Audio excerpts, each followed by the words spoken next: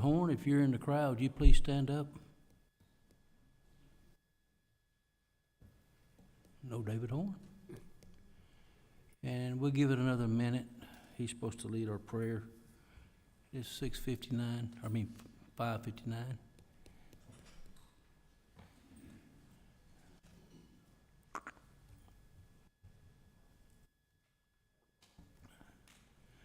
Being late, does that mean he's Baptist or Methodist? Brad?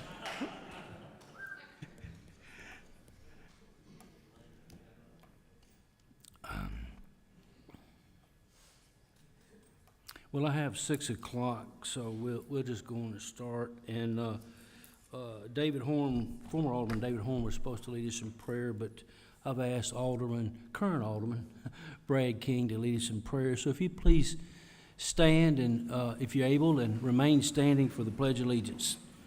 Alderman King. Lord, we thank you for this great country we live in. We thank you for this great city we live in, Lord, and we thank you for the opportunity we can come together and discuss items of business for this city. Lord, I ask for wisdom from each person tonight to speaking, each person here that makes a decision. I thank you for the people that serve this city, that work every day to make this city of Bartlett what it is. And we pray all this in Jesus' name I pray. Amen. Amen. I pledge allegiance to the flag of the United States of America and to the republic for which it stands, one nation, under God, indivisible, with liberty and justice for all.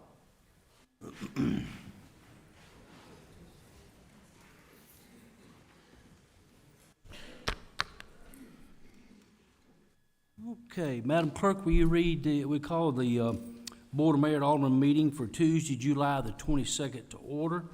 And Madam Clerk, will you be so kind to read the future meetings into the record, please? Bartlett Library Advisory Board, July 24th at 6 p.m. Family Assistance Commission, August 4th at 6 p.m. Planning Commission, August 4th at 6:30 p.m. Bartlett Station Commission, August 6th at 7:30 a.m. City Beautiful Commission, August 7th at 6:30 p.m. Industrial Development Board, August 7th at 7 p.m. Thank you, Madam Clerk. We recognize, as usual, any scouts that might be in the crowd. If you're a Boy Scout, Cub Scout, Eagle Scout, please stand up so that we can recognize you. And seeing no one standing up, I'll ask Miss Stephanie Jones, if you're in the crowd, please meet me at the podium down here.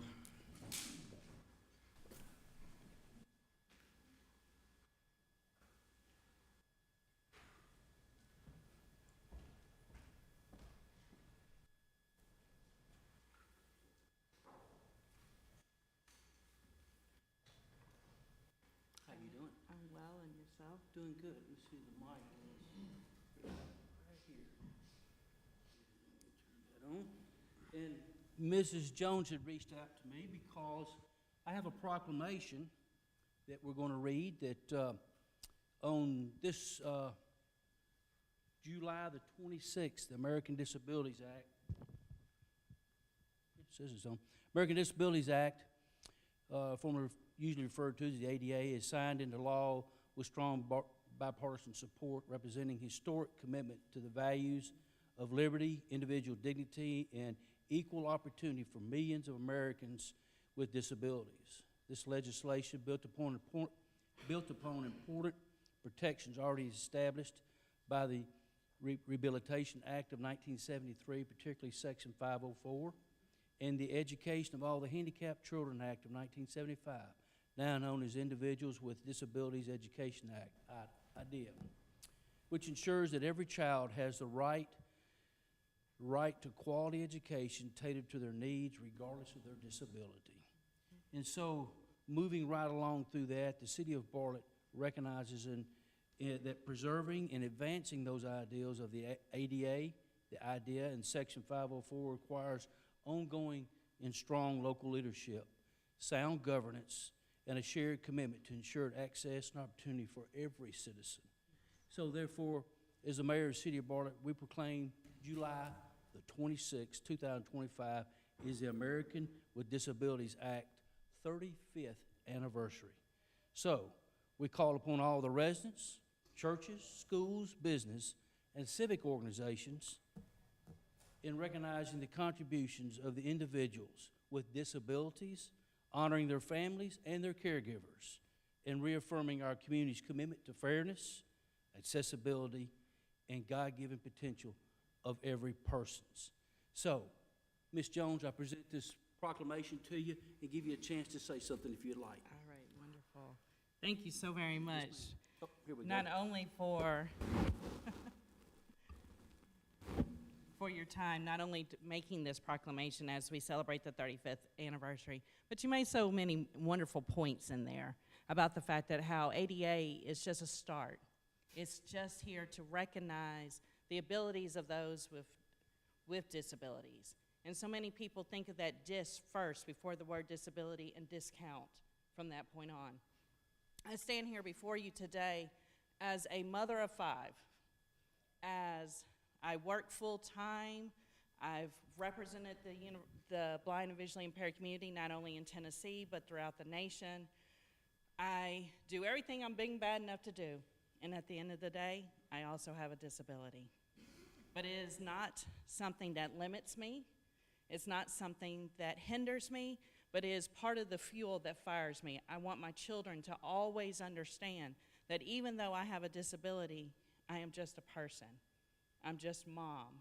It makes me, my blindness is not the adjective that defines me, but it is one of the things that just describe just a piece of me. So I'm always Stephanie at the end of the day. And when we take the time out with organizations to recognize things like the ADA and have these moments to have these conversations and celebrate the abilities of those with disabilities, that's when we're making a stronger community, a stronger Bartlett, a stronger Tennessee. And thank you so much. Thank you, Ms. Jones. Thank you very much.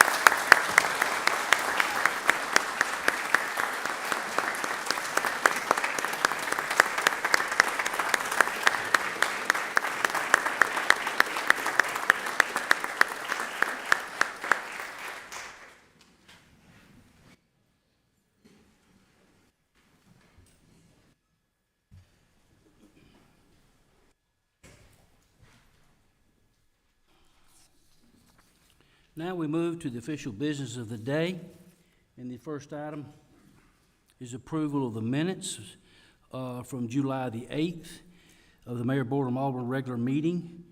Any alderman can remove any item, any alderman, is there a motion to approve? Second. Properly motioned and seconded. Madam Clerk, we present the roll.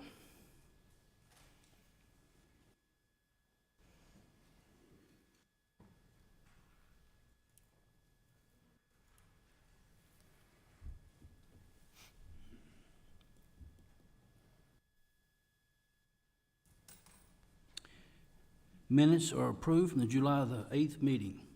We now move to the public hearing. Madam Clerk, will you read what needs to be read into the record there along with item number 1 on the public hearing. Individuals will have a maximum of 3 minutes to speak either for or against the item with a total of 20 minutes for each side. Resolution 19-25, a resolution approving a special use permit to allow a residential mixed-use development to be located at the northeast corner of Highway 70 and Highway 64 within the SC1 Planned Unit Commercial Zoning District. I would like to add that the City of Bartlett received 10 letters in support of this and 3 in opposition. Citizens will be given an opportunity. Citizens that are present will be given an opportunity to speak first. If there's time permitting, those letters will be read into the record. Okay, so we open the floor for those that are in favor of Resolution 19-25. Please come to the microphone at this time. Madam Clerk, you want to give an explanation for the city first? I'm not Madam Clerk, I'm sorry. Kim, Director of Planning Department. Call on the clerk for everything else. Could you guys pull up, there's a couple of slides that we submitted that were revisions to the original proposal. Again, Resolution 19-25 is a resolution to request the approval of a special use permit to allow a residential mixed-use development located at northeast of the intersection of Highway 70 and Highway 64, which is on the north side of Highway 64, and it wraps around to the east side of Highway 70. And again, it is within the SC1 Planned Unit Commercial Zoning District. This 34-acre proposed project will be somewhat of a continuation of the adjacent Union Depot development across Highway 70. This SUP, or special use permit, was originally reviewed by the Planning Commission on May 5th, 2025, and it did receive a negative recommendation to this board based on the concerns by citizens and a local business owner relative to safety issues and the number of proposed apartments, the height of the buildings, and the setbacks. But since then, the applicant has revised the plan to meet those concerned. They have removed a section of the flats district, which are apartments, and added in or replaced the village district, which will allow townhomes and some single-family products. The height of the structures have been reduced in that area to 2 stories with no balconies facing the north property line. They've increased the landscape buffer along the northernmost property line. And they have also increased the setback from the buildings to that northern property line. They've capped the mixed-use lofts to 360, and they've limited them to 3 stories, where before they were going to be either 500 units or 610 units. They have revised their road plan to reflect the City of Memphis's preferred location on 64. The applicants are here tonight to answer any questions that you may have. Thank you. Thank you, Ms. Taylor. Thank you. So, anyone wish to speak in favor of this resolution 19-25, please come forward to state your name and address for the record, please. Yes, sir, you're recognized.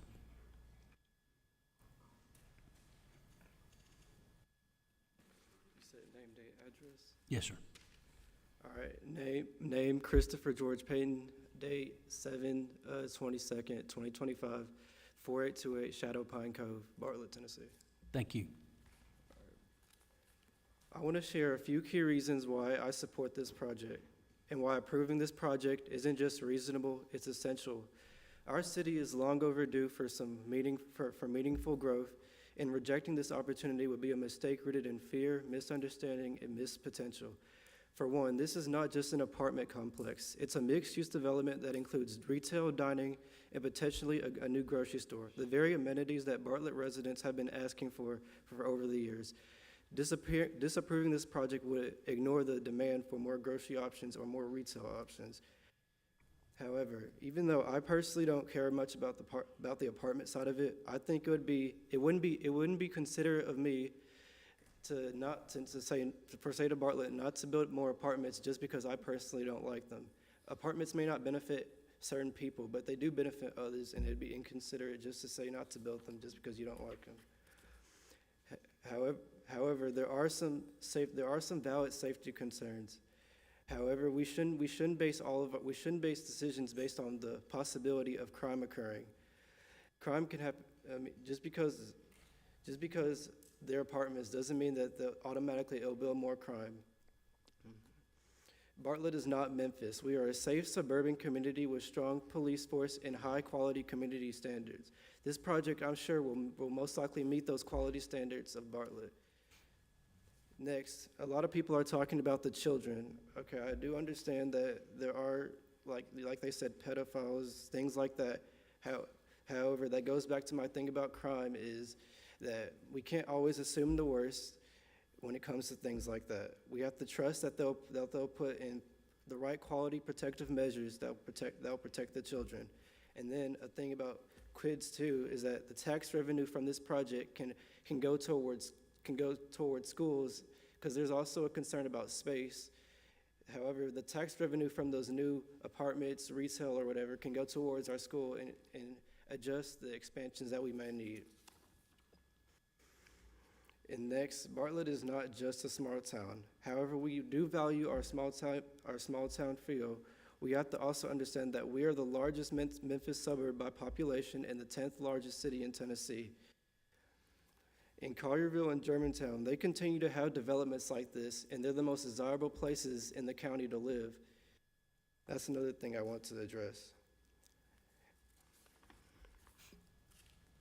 In conclusion, if this project is rejected, then I would like to know what other alternatives will there be? If we just reject it and nothing else happens, what else are we going to do with that land?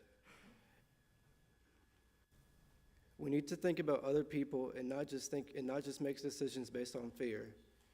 This project will benefit most Bartlett residents because it'll give them more options for retail and dining, and then it'll give more people an opportunity to live here.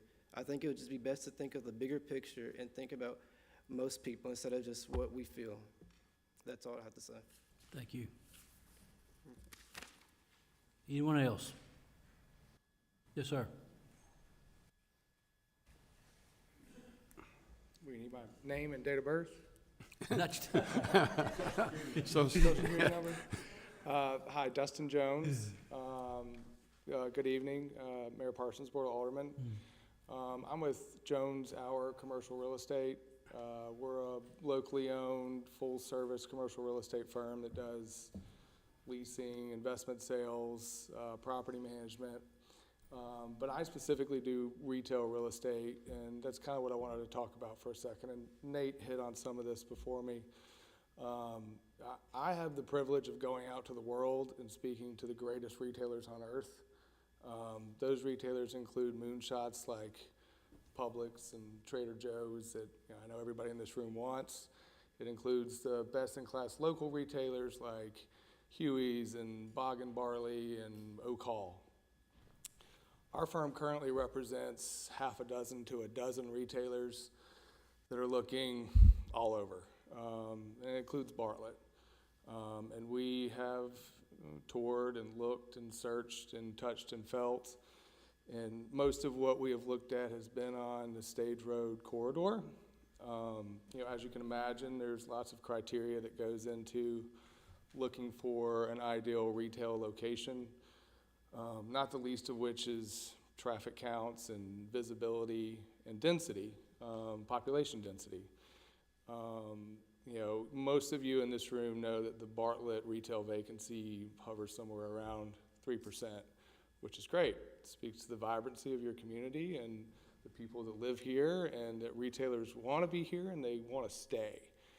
Unfortunately, it doesn't leave a lot of room for growth for the retailers that do want to come into this market, which is why I think that this development that the Grants are doing at Union Depot is so important for your community. It's a high-quality development with, in my opinion, Class A residential. It's got ground floor retail, it's got a grocery component, and it's got retail that fronts Highway 64 Stage Road corridor. It's what I think Bartlett needs to draw in these retailers that I see everybody talk about on the social media boards time and time again. And also, importantly, I think it's very interesting that whether it's officially called a Phase 2 or whatever, it's commonly owned from the retail development, mixed-use development that's already coming out of the ground on Summer Avenue on the other side, which acts almost like a connector or catalyst to Summer Avenue that allows those retailers, when we tour them around, to say that it makes sense to turn that corner onto Summer Avenue and it can be a viable destination for your retail business, and it promotes continued growth. Anyway, I hope that this gets approved in some capacity, and that's all I have. Thank you for your consideration. Thank you. Anyone else? Yes, sir.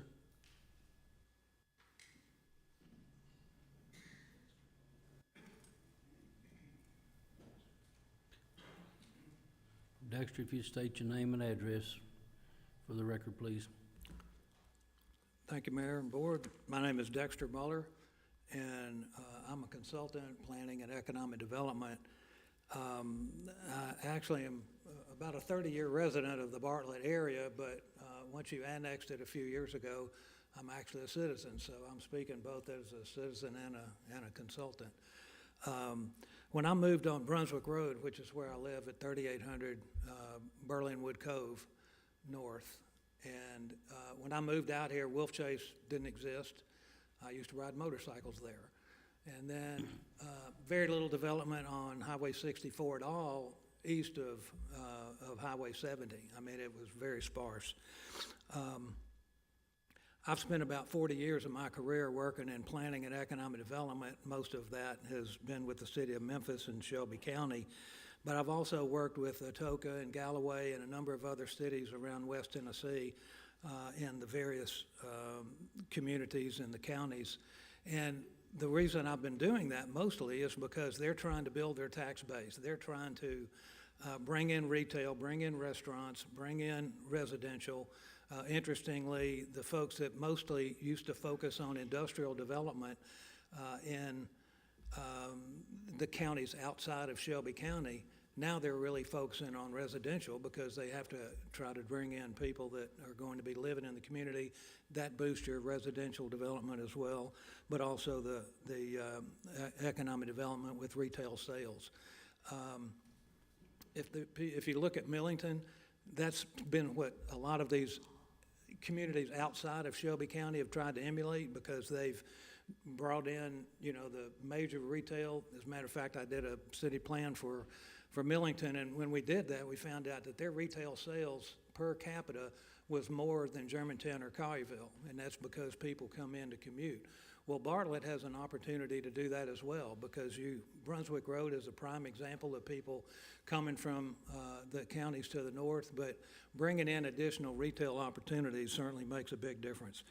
While we've seen Germantown and Collierville and a little bit later Lakeland and Arlington really blossom, for many years Bartlett has grown at a slower pace, but it seems like that the world has come to Bartlett today. And the opportunities for bringing in the tax base, building retail opportunities, having a broader residential offering, that is now certainly on the table for Bartlett.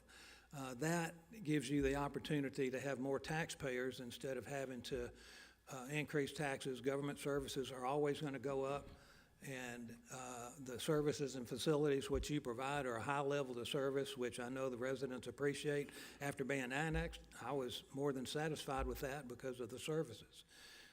But I believe this is an opportunity to bring in those sales tax and property tax dollars, and is a good way for the city to go. Time. Thank you. Thank you. Anyone else desire to speak in favor? Madam, seeing no one else come forward, Madam Clerk, how much time remains? 9 minutes, 18 seconds. So if you would read the letters till the time allows. The first is from Alan Arant, 2940 Kirby Whitten Road, Bartlett, Tennessee. Dear Board of Mayor and Aldermen, as the owner and operator of a business in Bartlett, I'm writing to express my strong support for the proposed additional phase of the Union Depot development, which includes expanded commercial space and 350 multifamily residential units. This is the owner of Chick-fil-A. Though I'm not a resident of Bartlett, I've made a long-term investment in this community through my business and personal investments. I employ local residents, serve local families, and have a deep appreciation for what makes Bartlett unique. That's why I've also witnessed firsthand the challenges facing the city's housing market. With only about 4% of the city's housing inventory made up of multifamily units, Bartlett has the lowest share of rental housing in the entire Memphis metro area. Rental options are extremely limited and prices are among the highest in the county. This shortage impacts not just potential residents, but also local businesses that rely on a stable, accessible workforce. The additional phase of the Union Depot represents a much-needed solution, bringing thoughtfully planned, professionally managed housing that aligns with the kind of live, walk, work, and play community that today's families and professionals are seeking. From a business perspective, increasing the number of residents within walking distance of commercial areas supports economic growth, strengthens the local customer base, and fosters a more vibrant, connected city center. It's good for businesses like mine, and it's good for Bartlett. Your leadership in Bartlett, Hometown Proud, means planning for a sustainable future where the people want to live and work. I respectfully urge your support for the next phase of the Union Depot and the long-term benefits it will bring to the community. Secondly, is from Bartlett Small Engines, Gary Morrison. To whom it may concern, this letter is to certify that Gary Morrison and Bartlett Small Engines approves of the expansion of the Union Depot project. I think the development is good for the city of Bartlett and the business here. I think the Grant family is doing a great job on this project, and the outcome is going to be great for the city. Sandy Thompson, 6372 East Briar Cove, Bartlett, Tennessee. My name is Sandy Thompson, and I'm a Bartlett resident. I'm writing you in support of Union Depot First Edition. I believe this underutilized vacant piece of land will be a great addition to what the Grants have already started on the first phase of Union Depot. The new multi-family units will provide a wonderful high-end living experience for people that are not wanting the maintenance of owning a home. I'm looking forward to the new shopping restaurants that this development could bring to our area. Lastly, this will provide another much-needed tax revenue source for our city and the services it offers. Joseph Bridgewater, CEO, Bridgewater Flooring, Bartlett, Tennessee. As a proud resident and CEO of Bridgewater Flooring, a local small business deeply rooted in this community, I'm writing to express my strong support for the proposed property development along Stage Road. This development represents a significant opportunity to bolster our local economy, address crucial housing needs, and enhance the safety of our roadways. For years, Stage Road has held untapped potential. This development promises to unlock that potential, injecting new life and vibrancy into our community. From my perspective as a local business owner, the prospect of new commercial space is particularly exciting. These spaces will not only attract new businesses to Bartlett, but also create much-needed jobs for our residents. This means more opportunities for our neighbors, more disposable income within our local community economy, and a stronger, more resilient Bartlett. Beyond the economic benefits, this inclusion of affordable housing within this development is a crucial step towards a more inclusive and equitable Bartlett. Access to affordable housing is a cornerstone of a thriving community, allowing individuals and families to establish roots, contribute to our local economy, and build a brighter future. This development addresses a pressing need in our community and provides a pathway towards stability and opportunity for many. Furthermore, I am deeply encouraged by the inclusion of a traffic control light at the intersection of Vanderveer Drive and Stage Road. This intersection has long been a source of concern for residents, and the addition of a traffic light will significantly improve safety for drivers, pedestrians, and cyclists alike. This commitment to prioritizing the well-being of our community demonstrates a thoughtful and responsible approach to development. In conclusion, the Stage Road property development is a comprehensive project that offers a multitude of benefits for Bartlett. It will create jobs, provide affordable housing, and improve traffic safety, all contributing to a stronger, more vibrant community. As CEO of Bridgewater Flooring and a proud member of this community, I urge you to support this development and help shape a brighter future for Bartlett. Steve Hodgkins, 8734 Brunswick Forest Drive. Mayor Parsons and Aldermen, I'm writing support the proposed Union Depot First Edition project in Bartlett, Tennessee. This mixed-use development, which includes multifamily townhomes, a commercial retailer, shopping options, and potential new restaurants, represents a significant opportunity to revitalize a currently vacant parcel of land in the heart of our community. By transforming this underutilized space, the project will breathe new life into Bartlett, creating a dynamic and welcoming environment for residents and visitors alike. The multifamily townhomes will address the growing need for diverse housing options, catering to families, young professionals, and seniors who wish to remain in Bartlett's vibrant community. Additionally, the introduction of a large retailer alongside new shopping and dining establishments will boost local commerce, create jobs, and provide convenient access to goods and services. This development will not only enhance the quality of life for Bartlett residents, but also attract visitors, fostering economic growth and strengthening our city's identity as a thriving suburban hub.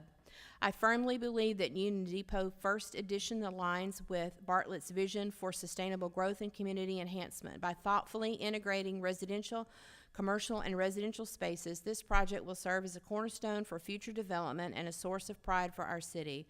I respectfully urge you to support this transformative initiative and look forward to seeing its positive impact on our community. Seth Billings, Seth Lighting and Accessories, 8250 Highway 64. Mr. Mayor and Aldermen, as a business here in Bartlett for over 30 years, I am glad to see the fine work the Grant family is bringing to Bartlett. The great business plan and quality of work they are developing in Bartlett is moving the city into a new and stronger position. We are in need of new jobs and tax income for our city, and they are offering that. The Grant family has proven through the years how professional their projects are and will make our city a proud place to be from and live. I approve of the expansion of the Union Depot project. I hope your leadership team will take a hard look at their great work and plan and that you feel the same. David Sutton, President of Memphis Wintelson Company. City of Bartlett, Mayor and Aldermen, as President and owner of Memphis Wintelson, I would like to express my support for the expansion of the Union Depot project in Bartlett. This will be beneficial for your local businesses as well as current residents. It will bring positive attention to Bartlett and provide additional much-needed housing options. James Reed, 4178 Blackheath Drive, Bartlett. To whom it may concern, I am writing this letter to voice my support for Union Depot First Edition. I have been a resident of Bartlett for 49 years, and in that span of half a century, I have witnessed many changes. In 1976, both Bartlett Boulevard and Stage Road, east of the railroad tracks, were two-lane roads. Grocery shopping was done at the IGA Food Liner and the TG&Y and the Five and Dime next door. Thankfully, we have a much greater variety to choose from. I believe Bartlett has grown because of our excellent schools, our fantastic police and fire departments, and the city's location in the center of Shelby County, making it convenient to reach all our areas of the county. I have strong convictions that growth is not only healthy for a community, but necessary for a community to thrive. A community needs a variety of housing choices, for example, apartments for young people just starting out, some starter homes for young couples aiming to achieve the American dream of home ownership. Then there needs to be larger move-up homes as these couples start their families and want a larger yard for swing sets and trampolines. Then as the children grow up and move out, it would be nice to have homes with small yards for those that are maintaining their big yard that they no longer need. Mixed-use developments may be new here, but they have become quite popular in other parts of the country. I am in favor of this development as I believe it will bring residents to our fine city. It's time. Thank you, Madam Clerk. So now we open the public hearing and the floor up. Open it up for those who wish to speak in opposition. Same rule applies. You've just come to the microphone, state your name and address for the record, please. And if there's time left over, we'll read those letters of opposition also into the record if time allows.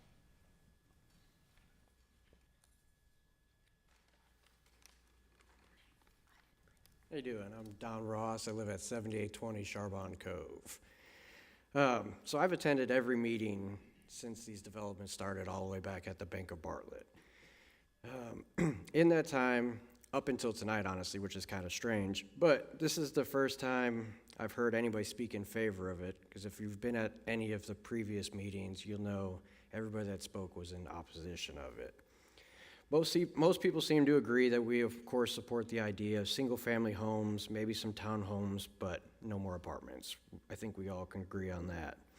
I do want to be clear, though, I have nothing against apartments. I grew up personally in one for my entire life up until I left for the service, but I also have seen firsthand what comes with apartments. The crime, drugs, everything under the sun. Like I said, it definitely has a place for communities. I know it helped my mom raise me, but again, if she was here, she would tell you it's the same thing, that what apartments do bring in. This morning, Kevin Quinn did share some numbers. Bartlett has 134 apartments and flats, 102 rental home vacancies. On top of that, there's 55 lofts at the Union Depot that are already approved but not yet built. That's a lot of rental availability already, so there's really no need to have more. Kevin also said something that I strongly agree with. Everybody keeps talking about being Germantown and Carville. Bartlett's not that. Bartlett is our own. Bartlett is that family-owned or family-friendly place to live. We're not like everybody else. Lastly, I do want to say, you guys keep trying to say that Bartlett is Tree City, and I feel like you're definitely failing at that when it comes to the values of what the people want. You guys really have no concerns tearing the stuff down and bringing in people from outside builders from Carville that try to bully their weight to get these small businesses to sell, to get their land and things of that nature. I would hope that all of you up there, I do, like what Kevin Quinn said, David Reeves, you guys have all been very supportive of everything. I do hope the rest of you decide to make the same decisions and keep some of these buildings out, or maybe look at some better options for the future of Bartlett. Thank you.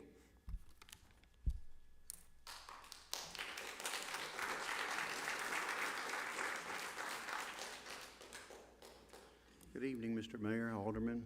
Thank you for letting us have this forum to talk to you guys about the issue at hand. My name is Gregory Williams. I live at 7223 Santa Cruz Drive.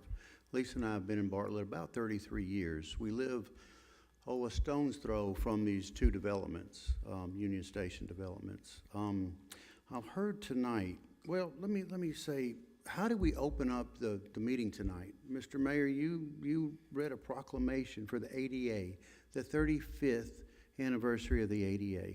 We started out with Pledge of Allegiance, a prayer. That's what Bartlett is about.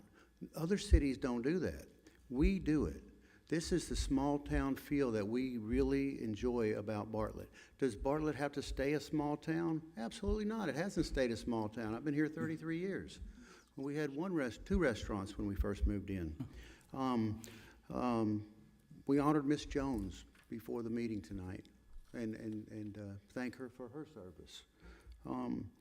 More isn't always better. Those letters you read, the people that came up here, the majority of those people are business owners in Bartlett. Naturally, they want more people, more business, more money. Yeah, I've talked about the safety of the apartments overlooking Little Bears and stuff, and I thank Grant Properties for adjusting their project. It's not enough. There's still too many apartments going in there, and if you look across the street, there's, 700, 800, 900 units going in there, apartments, houses, all kinds of stuff. That property was 50, 60 acres. It was clear cut, not a tree, not a bush was saved. I get it. Some people say that's progress. It's not progress to me. They want to come in and put more people on this corner. This corner is going to be packed. Believe me, I've watched this corner grow. It's great. I live in between two Bartlett policemen. I'm for more money for our first responders. Absolutely. More taxes, I'm willing to pay more taxes to make sure we get the quality of people that we need in Bartlett. We need a greater tax base, but this isn't the way to do it. Houses can be put in there, in that property, not multi-unit houses. There's too many houses, apartment units going into that unit already. This is phase 2, okay? This is a continuation from phase 1.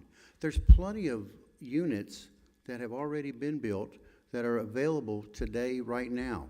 They're not full of stores. Those places aren't leased. They're still, if you want to build a store or have a presence there, you can. It's enough apartments. This is an election year. I'm talking about the safety of the residents of Bartlett. We vote for people that keep Bartlett safe. I voted for many of you up here tonight, and because you promised to keep Bartlett safe. This many people at this small location is too many people, and it will not allow Bartlett to remain safe. Thank you.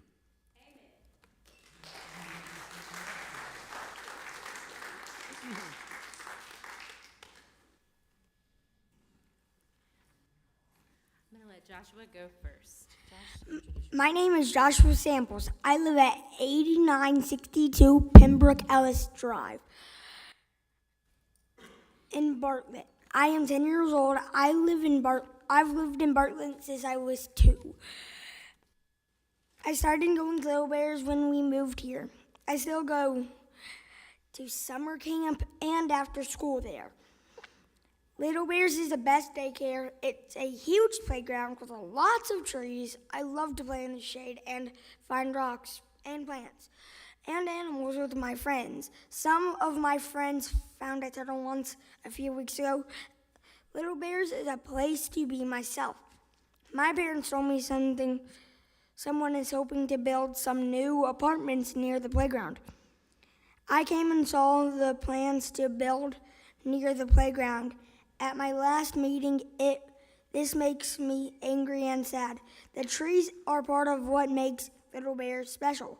I don't want to see the trees get taken down like across the street. That would be terrible for animals, birds, and children who play in the shade. I don't want a parking lot, buildings with windows looking down on my playground. That is creepy. Please consider ways to protect the trees and privacy of my playground.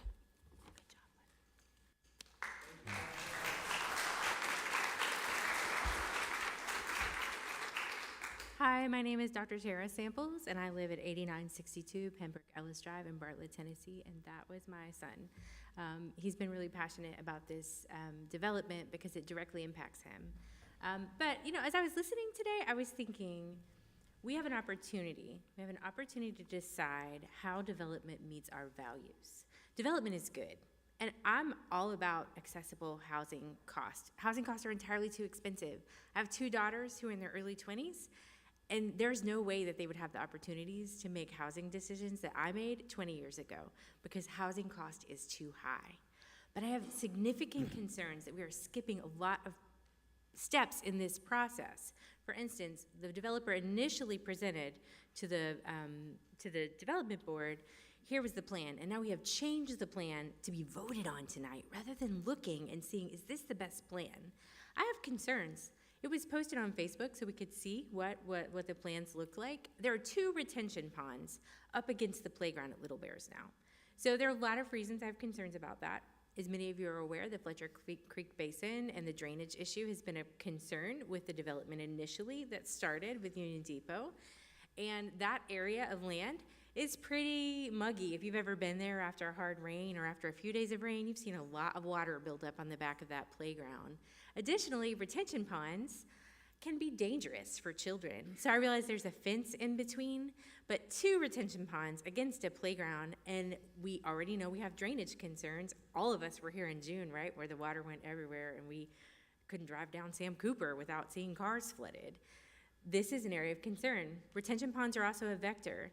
They invite vermin and they invite mosquitoes, and now we're putting them directly against a playground. These are things that are newly proposed today. They've skipped the process of public comment to see, is this the best plan? Can we develop housing and give affordable housing, but also not have high density that affects our schools?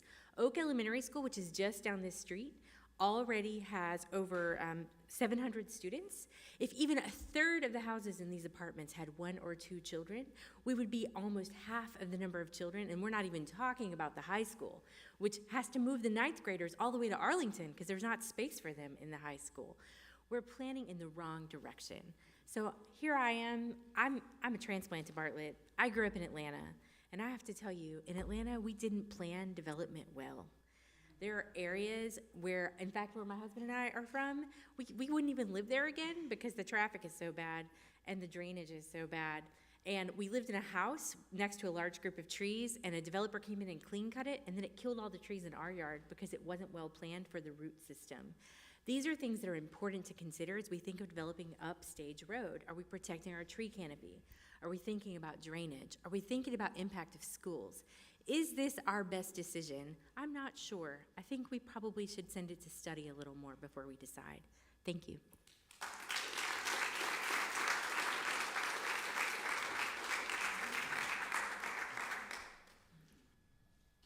Hey Hey there, Nicole Travis, 3141 Hill Lake Drive. I do not begrudge Mr. Grant to ask to develop his land in the way that he wants to, that will turn the most profit for him. I work for a sales company. So I understand the motivation behind that. Now, it's Mr. Grant's job to sell you on his idea of needing more apartments. It's your job to hear us and to advocate for us. Now, while the negative feedback may be frustrating for you guys sometimes, because sometimes, let's face it, it borders on aggressive, it is still a metric in and of itself. It can be a valuable tool for refinement of ideas to push towards a greater overall outcome for the citizens who have entrusted you with our futures. I encourage you all to listen to the voices of those of us who travel that corridor every day. In my case, 4 times a day. It's already changed. Listen to those of us who are most impacted directly by living in such population density. We have not seen the net positive nor the net negative for phase 1. Jumping full-heartedly into phase 2 seems a bit unwise. We can't yet know nor predict what the unintended consequences of that first phase are. To be clear, I'm for growth. Measured, responsible growth that continues to promote quality of life. Sorry, I'm short, trying to reach this microphone. And I do believe that it can be achieved as long as you guys stand firm. And just because it can go there doesn't mean that it should go there. I implore you to not sell out our quality of life out of desperation that Mr. Grant's offer will go away. Don't allow us to be a dime a dance girl just because Grant and Company have come along with another shiny coin to put in our palm.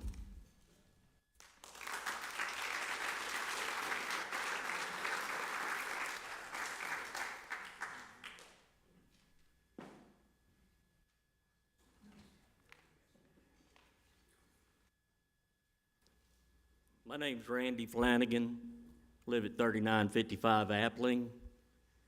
I've been out here so long that I've raised my children at McDonald's and Pizza Hut because that was the only 2 places to eat. Every now and then we splurge and go to Ferguson Restaurant there on summer. But my question is, why throw caution to the wind? We've got phase 1 going with Mr. Grant developing it.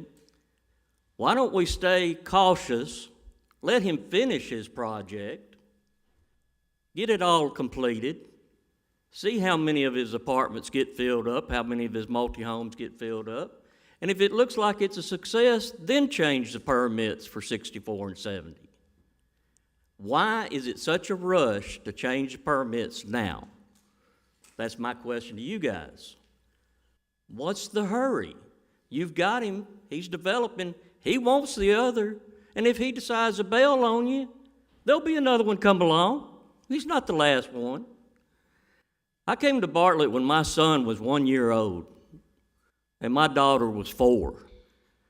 And we loved it out here, and we still love it, and we love the growth because my kids could eat somewhere beside Pizza Hut and McDonald's, you know. And we love the growth, and we're not against it. I'm actually mixed about this whole thing because I want progress. But we do know our schools are full. My grandson will be going next year to Chatillon because the high school does not have room for 9th graders. Is our infrastructure ready for the growth that this development and the next one will bring? Or is our streets ready? That's a question y'all got to ask, and that's the leadership that we're looking for. All you guys have that responsibility. Bartlett was founded on family. Everybody here has to admit we love the family atmosphere of Bartlett. We're not Collierville. We'll never be Collierville. We're family first, and y'all know that. So I'm not against growth, but let's take it cautiously. Let's get Mr. Grant to finish this first phase. Let's see how this phase works out. If it's a great success, tell him, okay, I believe we can get this other thing going. But to do it now and pass this on the 70 and 64, that's just a way of easing it on in, even though we're not quite sure we want it yet or not. The permit's been changed, the zoning's been changed. There's no hurry to do that unless you're trying to just put it on through. Let it stay like it is. Let Mr. Grant finish what he's set to do. See if his word is backed up by what he tells you. See if this place fills up. And that's all I got to say. Thank you for listening to me.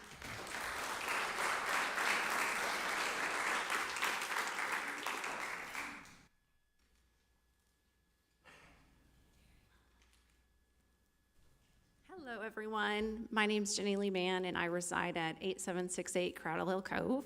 And I am a small business owner here in Bartlett, and I have been here for 10 years. And a few of my concerns that I do have is the development that is going across the street. And the reason why the citizens here of Bartlett were for Union Depot was because of the 55 businesses that are going into that development. And what businesses do we have signed up to go into that development? Because under my understanding was that the businesses were going to open up first, and then it would be apartments, townhouses, and the homes, of course. And so I want to make sure that those 55 lots that we have reserved for businesses are being filled, and to see the city of Bartlett grow before we do start another project. A couple other concerns that I do have is they're on 64 and 70. When you're pulling into the Exxon gas station and First Horizon, that shoulder has been taken away. So when people do turn into those establishments, will there be a turning lane? Is there going to be more extension of Highway 70 when it comes to that place when, let's just say, if this development does go through, what will that bring in 400 more cars just in that whole area with the stoplights and the flow of traffic? So yes, that is my question that I have for everyone here, for Mr. Grant, and for the rental properties about the businesses that are coming in, so we can know exactly what those are, and then maybe plan for a second development. Do we know the percentage of apartments that are being rented right now, or the townhomes that are being sold? And with this new proposed development, are those townhouses going to be for rent, or are they for sale to the general public? And then the other thing that we need to take into consideration is our police force, our fire team, and the fire departments, and our local schools. Thank you so much for your time. Thank you. That's the end of the public hearings portion. We're out of time? Yes, we're at 20 minutes. We're at 20 minutes. We're done. Yeah. We just, We're at the end of the 20 minutes. The timer's up. Okay. Cindy, we Do I? don't have time for the letters. We just use the 20 minutes. But since you're at the podium, Cindy, I'll give you 2 minutes. Be brief as you can if you. Okay. I'm Cynthia Cromwell. I live at 8601 Highway 70. I'm the owner of Little Bears Preschool, and probably the person that has the most vested interest in this, other than being a citizen. I do appreciate the Grant Company reconfiguring things. I am concerned if the townhouses that are back there, if they're rentals or if they're just gonna be sold. I am concerned about the retention ditch, like Dr. Samples said, for the children's safety. I agree with everyone here that maybe we all need to take a step back and not just shove all this through. Maybe this is something we need to think long and hard about before we do anything else. I mean, like everyone said, you know, he hasn't finished what he started. Let's get that done, and then let's see where we're at. I just don't think it's a good idea for any more apartments at this time in Bartlett. I was born and raised here, and I don't want to see all that going in. I understand, you know, the 55 plus and the townhouses and all the other things, you know, that people are proposing. And I know I'm not against, you know, progress in this town, but I just think y'all need to take a little bit more time and do a little bit more research and think about it, and think about, you know, what the citizens want. I know a couple of the aldermen called them my people. They're not necessarily my people, but I have raised a lot of children in this town. And so I think that's why they look at it as my people. A lot of firefighters, a lot of police officers, a lot of people in this town. So I appreciate y'all just take a long, hard look at all this before you do anything. Thank you.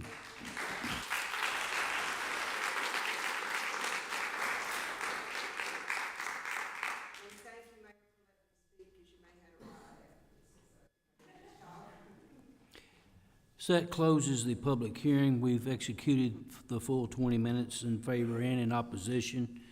We now move to unfinished business. Madam Clerk, will you read out item number 1 into the record for unfinished business, please? Resolution 19-25, a resolution approving a special use permit to allow residential mixed-use development to be located at the northeast corner of Highway 70 and Highway 64 within the SCI Planned Unit Commercial Zoning District. Ms. Taylor, is there anything you'd like to add? Thank you. So at this time, I'm gonna move we approve and get it on the agenda if we could. we have a motion. Do we have a second? Have a proper motion to second. Now the floor is open for discussion. Alderman Reeves, you're recognized. Can we get Mr. Grant up here? And then I'm gonna have questions for Ms. Taylor after Mr. Grant.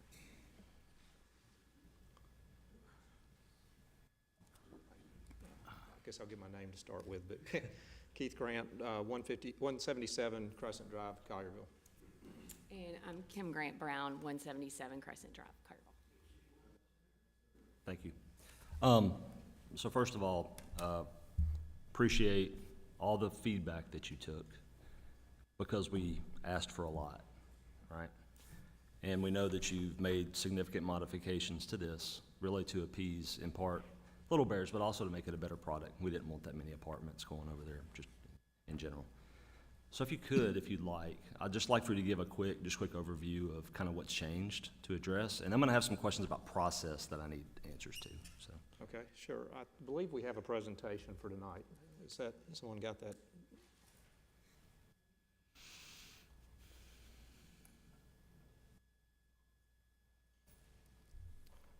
Go ahead to the next slide if you would. Okay, so actually, this is just the existing zoning. I think a lot of us are aware of it already, but it's currently SC1 that allows for 5-story office buildings, retail stores, restaurants, gas stations, big box retailers, a number of things. But I just wanted to let everyone see that also. Let's go to the next slide at this point. Mr. Barrett, could you go back? Yes. That's Ms. Taylor. I'm gonna ask you some questions on the fly. Ms. Okay. Taylor, I got a question for you, Ms. Taylor, about this, if you could. Yes. So based upon the special use permit, we basically have to approve the special use permit, then we have to approve the subsequent phases leading up to the development, correct? No, not exactly. You approve the special use permit, which then gives them the ability to apply for the development phases through the Planning Commission. Okay. So based upon the zoning, can a gas station go on this property without our approval? Or a C-store? It says SC1.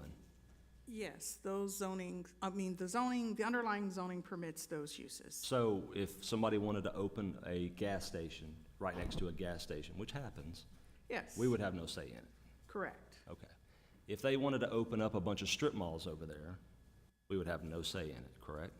Strip malls. Strip mall, like if they Strip want a centers, bunch of, like, yeah. Yes, strip centers would Yeah, a bunch of be strip centers. permitted. All right. Not what you're thinking about. I'm glad we cleared that up. Yeah, I'm glad we cleared that one up. The reason why I bring it up is because we have the ability to have say over this. We do not have the ability to have any say over any of that. Right? The things, but the underlying zoning permits, Yeah. you do not have the ability to change those unless you change the ordinance itself. Can you put a Zoning church on this site based upon the zoning? Yes, Would we have to approve it? No. Got it. That's all I need. I just want to make sure we understand the Yes. use of the property. There are some uses in underlying zoning that do require special use permit. I don't have them all, the list of them in my mind at this moment. Yeah. But within the residential mixed-use ordinance, there are specific uses that are called out that are permitted. Gotcha. Thank you. Go ahead. Kim, so a 5-story office building could go anywhere on that piece of property without coming before us, correct? Correct, if it did not fall Yeah. within this zoning, yes. Thank you. Thank you. I'm sorry, the special use permit. I'm sorry. Any questions, Kim, what she's? Yeah, just so you don't have to keep coming up and down. And sorry to the grants. I mean, but the likelihood of somebody building a 5-story Class A office building is pretty zero. Depends on what the market, Well, there's one right down the street that's been empty or half empty for 20 years.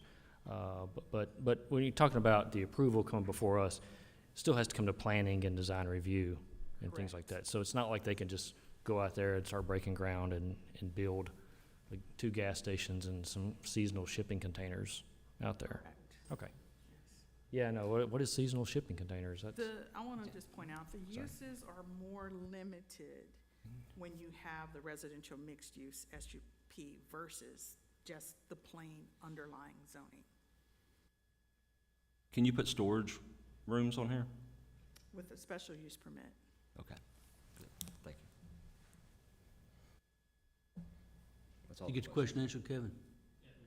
Okay. we still don't know what seasonal storage shipping containers are. Mhm. Is that like this Halloween spirit Well, shop? shipping containers is a whole nother category.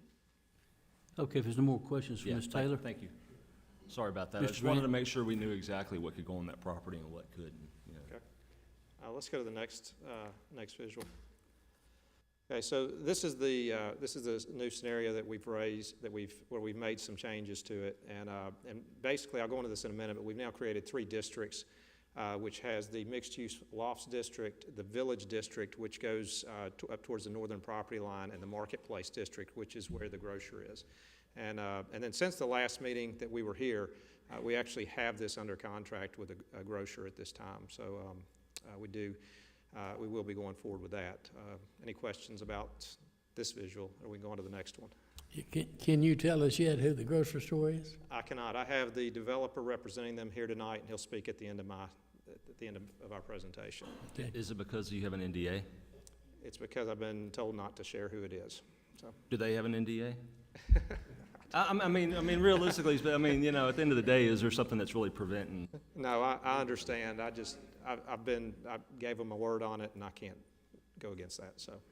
I can respect that. Okay, so the next slide. Can I ask a question on that? Yes. Mr. Grant, on the north property there where the blue is, that's the townhomes, correct? That's correct. All right, so the buffer where you see those trees, that's all the existing property trees, and in that buffer, in my notes saying you're gonna leave all of that for 30 feet there, you're leaving everything that's existing there now, is that correct? I'm going to have a slide in a second that shows an exact Okay, detail go of ahead. that, and I'll go through that. Yeah, we are leaving a buffer up there and a non-disturb area as part of that. So let's go to the next one. I'm sorry to just stop y'all again. It's gonna be stop and start process, I think. I do want to thank y'all for meeting with all of us individually and running over the plans and answering any questions. The question I guess I was confused about was on the mystery box grocery store. That's on the separate parcel, like the separate 7 acres over there? Actually, one of my slides in a second will Okay. show that. It'll Okay. break it out by district, Yeah. and I can actually show you exactly, and it Okay. has the uses allowed in there. Okay, yeah, because I was curious if that could happen regardless. So, anyway, sorry, go ahead. Okay, let's go on to the next one. So these are just to clarify some of the adjustments that we made. We removed the flats. So we removed the flats as a use and district. There was a separate district before where that was present. Added a village district, which allows only townhomes and single-family products. 2-story max within that district on the townhomes, and then no secondary second-story balconies facing the north boundary line. And people may say, well, how do you keep that from happening? Well, you put it in the text of the special use permit, and that's what we did.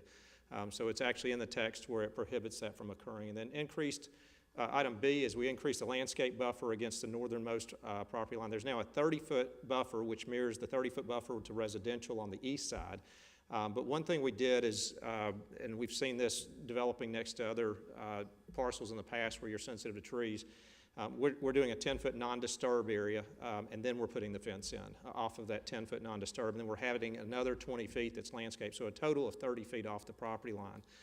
We actually went as far as to put in the text also that there's a 50-foot minimum building setback from the northern property line, so you can't even put a building any closer than that. In a minute, you'll see that even this plan shows the building's 100 feet away from it. The detention, there's a lot of water. I've heard even today, people reference water coming across the property to the north. We're aware of that. That's why we're detaining it right here before it goes through the whole site.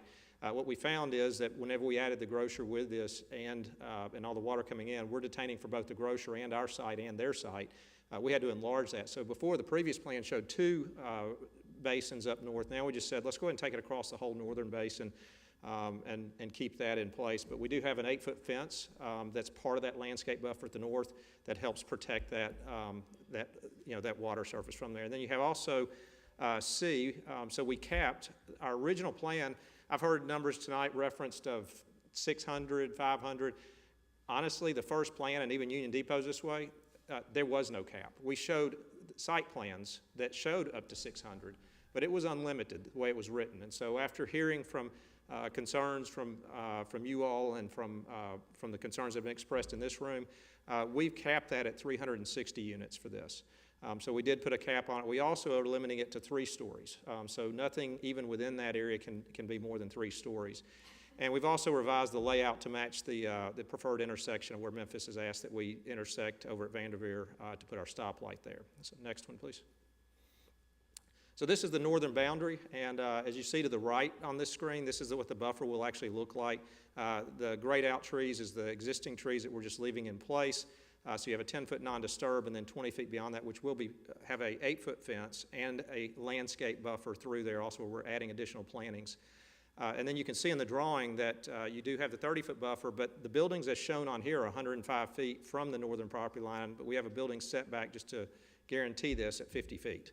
And so, next slide, please. Oh, any questions on that before I go on? I think that answered some of the questions from earlier, so Alderman King, I think that was a question that you had. One other question. So your fence is on the other side of that do not disturb, correct? It's in that, see where the red dotted line Yeah. is in the middle? There's a fence labeled right at the top of that, 8-foot fence. You can't see it very clearly, but it's where that line is where the fence goes. We couldn't put the fence on the property line very easily with a non-disturb zone there. Okay.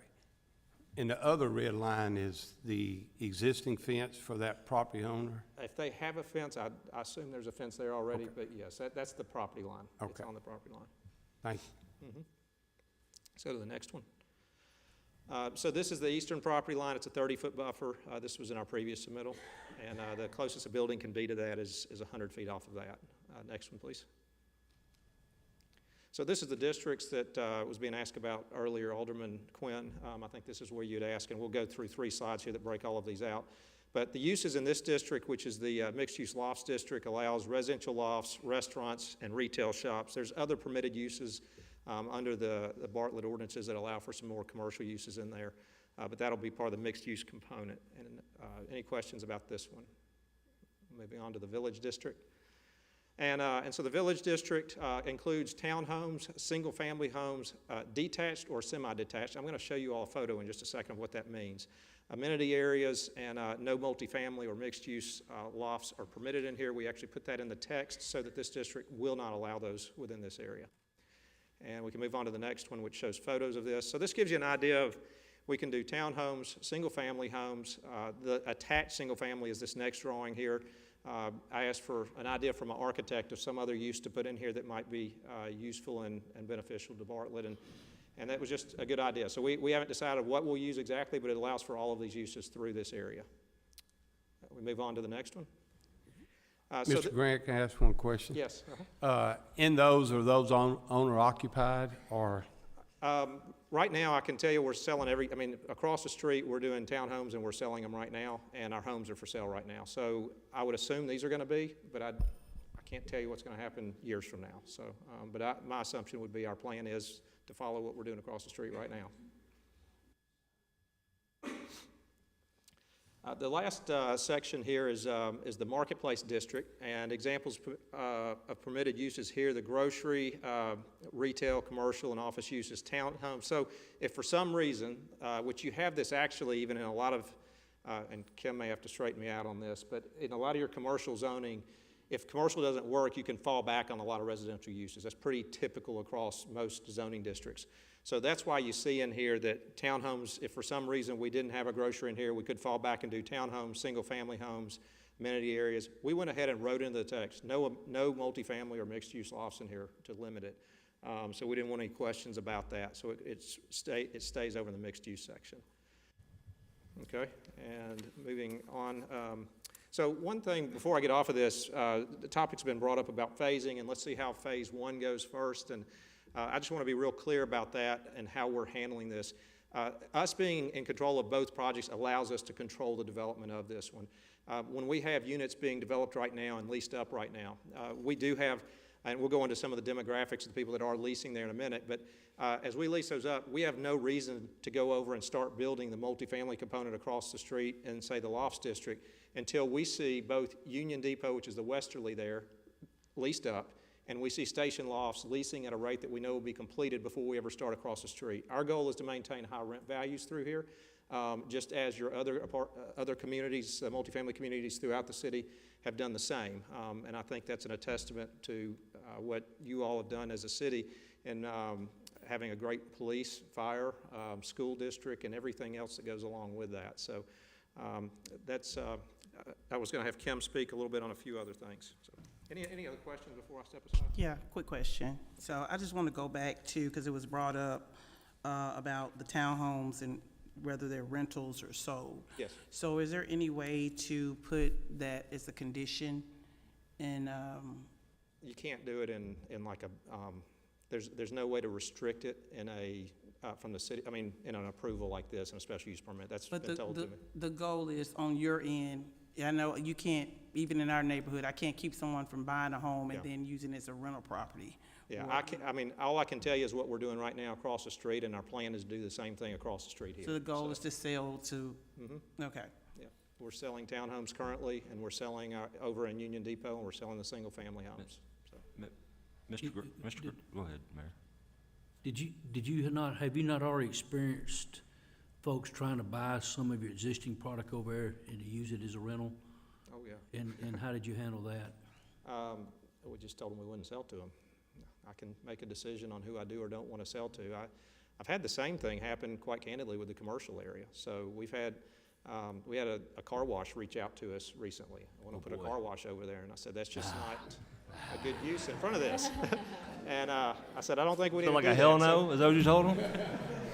So I think we got enough of those around, and but it's this is a project that we got a lot invested in, and we want to ensure that we continue that our investment continues to do well throughout all of the housing components in it.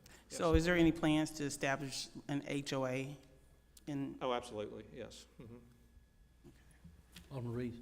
And based upon that, if you do an HOA, can you condition in the HOA what can be rental, what can be rented? Yeah, well, let me tell you what's been done across the street. Okay. If you go look, there was an amendment that was filed probably, it was in response to some people trying to buy units to lease. Yeah. I went and amended the HOA documents, and the amendment is a prohibition against leasing, so. All right, good deal. Kim? Yes. All right, so I want to talk a little bit about the amenities that we're going to offer at this project. If you look at the presentation up there, spot one, which is behind the First Tennessee Bank, we're going to have a large lawn right there. And then the building that you see right next to it in front of the two, we're hoping to have a restaurant go into that area. We're wanting to provide an area to where if there's a wait for the restaurant, families can hang out front, and mingle. Maybe you can put cornhole out there. It's just a place to come in and hang out with your friends. The second one shows an example of what the little plaza area could look like. Our area probably wouldn't be quite that bright, but it's just a representation of what it could be. The next one is 3. It's between the 2 buildings right there. It's showing an outdoor cafe. What we're envisioning is some lights being strung above your head, maybe turf put down, have a nice place to have a drink after work. So that's what we're envisioning for there. The 4th is the pool, and that will look very similar to the Westerly. I know all of y'all were at our grand opening, got to see what that looked like. It's a very nice place with cabanas and grills and an outdoor area for the residents to hang out. All right, next slide, please. All right, next up, the very popular dog park will be at number 5, which is right along the creek. Next to that, along the creek, there will also be walking trails for people to enjoy. One of our goals with this whole community is to have it be very walkable. And so this all ties in together with that. The 7th spot would be a place we could have lawn games, and then 8 for the very, very popular pickleball courts. So these are just some of the amenities that we plan on offering within the complex. We think that will add to everybody's enjoyment of the neighborhood. So next slide, please. All right, there's been some safety concerns that have been brought up. Just wanted to address a few of them. First of all, in all of our multifamily projects, we background check every resident that moves in. And if they are a felon, they are not allowed to move in. We do that on all of our projects, and we will certainly do it on this project. Next up there, we'll also be adding an at the intersection of Vanderveer and Stage, we'll be adding a light that goes in there. A couple of people in the community meetings came up afterward and asked about crosswalks, bike paths, all that kind of stuff. We will be having crosswalks going across Stage. We'll also have sidewalks down Stage Road and Summer, so that will help with the safety issues. We will have cameras and other security devices installed throughout the multifamily project. All right, next slide, please. All right, so some people may have seen floating around. One of the questions that's been asked is what's the percentage of multifamily in the Bartlett area? And as you can see from this slide, they are right at 5.7%, and it's compared to Collierville and Germantown, who are 16% and 11.2%. Just so you know, the national average for multifamily projects and rental homes in a community is 30%. So Bartlett overall is 14.9% renter-occupied units. You may say, well, we still don't want multifamily. So this kind of shows the after effect of what can happen if you don't have enough multifamily projects for people to live in. I know at the last meeting we had people stand up and complain about rental houses in their neighborhood, about the grass not getting cut, about the houses not getting painted. Well, when you have a single owner of a multifamily project keeping it up, this will provide a great place for people to live where they won't necessarily be going looking for rental houses. All right, next slide, please. All right, this just shows. Can we stop for a second, Kim? Can you go back to that? Can you go back to that slide? Did you have any Arlington data? I didn't. It's not as established a community as Germantown, Collierville, and Bartlett, so that's the 3 that I got. I do know that I talked to Wisman and asked this question. They have 2 developments that are approved that have 700 lofts, and I think you guys are on one of the projects. 700 planned even in Arlington, and Arlington is a much smaller city than we are. So as a percentage, they're going to be probably significantly greater when those projects are finished. I'm just wondering, some of the pushback I get on this is that, investment companies, they can buy houses in Bartlett because they're a lower price point. I guess my question to you is that the main driver behind the more ownership of rental houses, or is it the demand in the city is driving rental companies to purchase properties because there's nowhere for people to live who don't want to buy a house or can't buy a house? So do you feel like that is what's happening in the investment space? I think that if you look at the occupancy of the multifamily complexes across Bartlett and how high, they're 95% occupied, which is what you consider fully occupied. Those people that are coming to Bartlett or coming to the area, they need a place to live, and maybe they're not ready yet to purchase a home, whether it be for, they're just moved to the area and they want to make sure they like the area, whatever it may be. And so because they don't have the multifamily options, they're looking for rental places, which is obviously driving up demand for those. And what's the downstream effect? So if the cost of the lease is significantly high on rental homes, they don't have money to keep their property up. Correct. So there could be very much a correlation and a causation between the lack of multifamily housing and the explosion in rental properties in the city. Yes, sir. And that's a problem that the community has been wanting to solve for a long time, that we have not had an answer to. Talked about it a lot, right? And talked about stuff that's illegal that the state won't allow you to do. But we may have an option to increase the multifamily and bleed the investment companies or have them sell, because from what I've heard from real estate agents, and you guys in the real estate market, a lot of these properties are now going on the market to be sold because the top of the market interest rates are high. So it may be a good time to introduce capacity into the network and take the demand out and suck the demand out of the air. And Right. even after, if we are approved and we move forward with these multifamily units, the percentage in the city only goes up to right at 7%. So we're still very, very low. As I said, the national average is 30. Where's everybody going that can't get into Bartlett? Are they going to Collierville and Germantown because they have apartment capacity? Are they going to Millington? I can't answer that question. I think it's a good question, and Yeah. I'm just gonna give you personal experience on this. I had a daughter who got married last year, and she's a nurse, and she married a guy who's gonna be an electrician, and they wanted to buy a house in Bartlett. They couldn't afford one, right? They definitely couldn't rent because rent lease was more than a mortgage, and they tried to get an apartment. They get on a wait list for a 1-bedroom, 1-bath for $1,500, $1,550. They barely made it into the city. So I don't know if I buy the fact we have too much apartment capacity, because we see it within my friends and their kids who try to come back here. They got nowhere to move.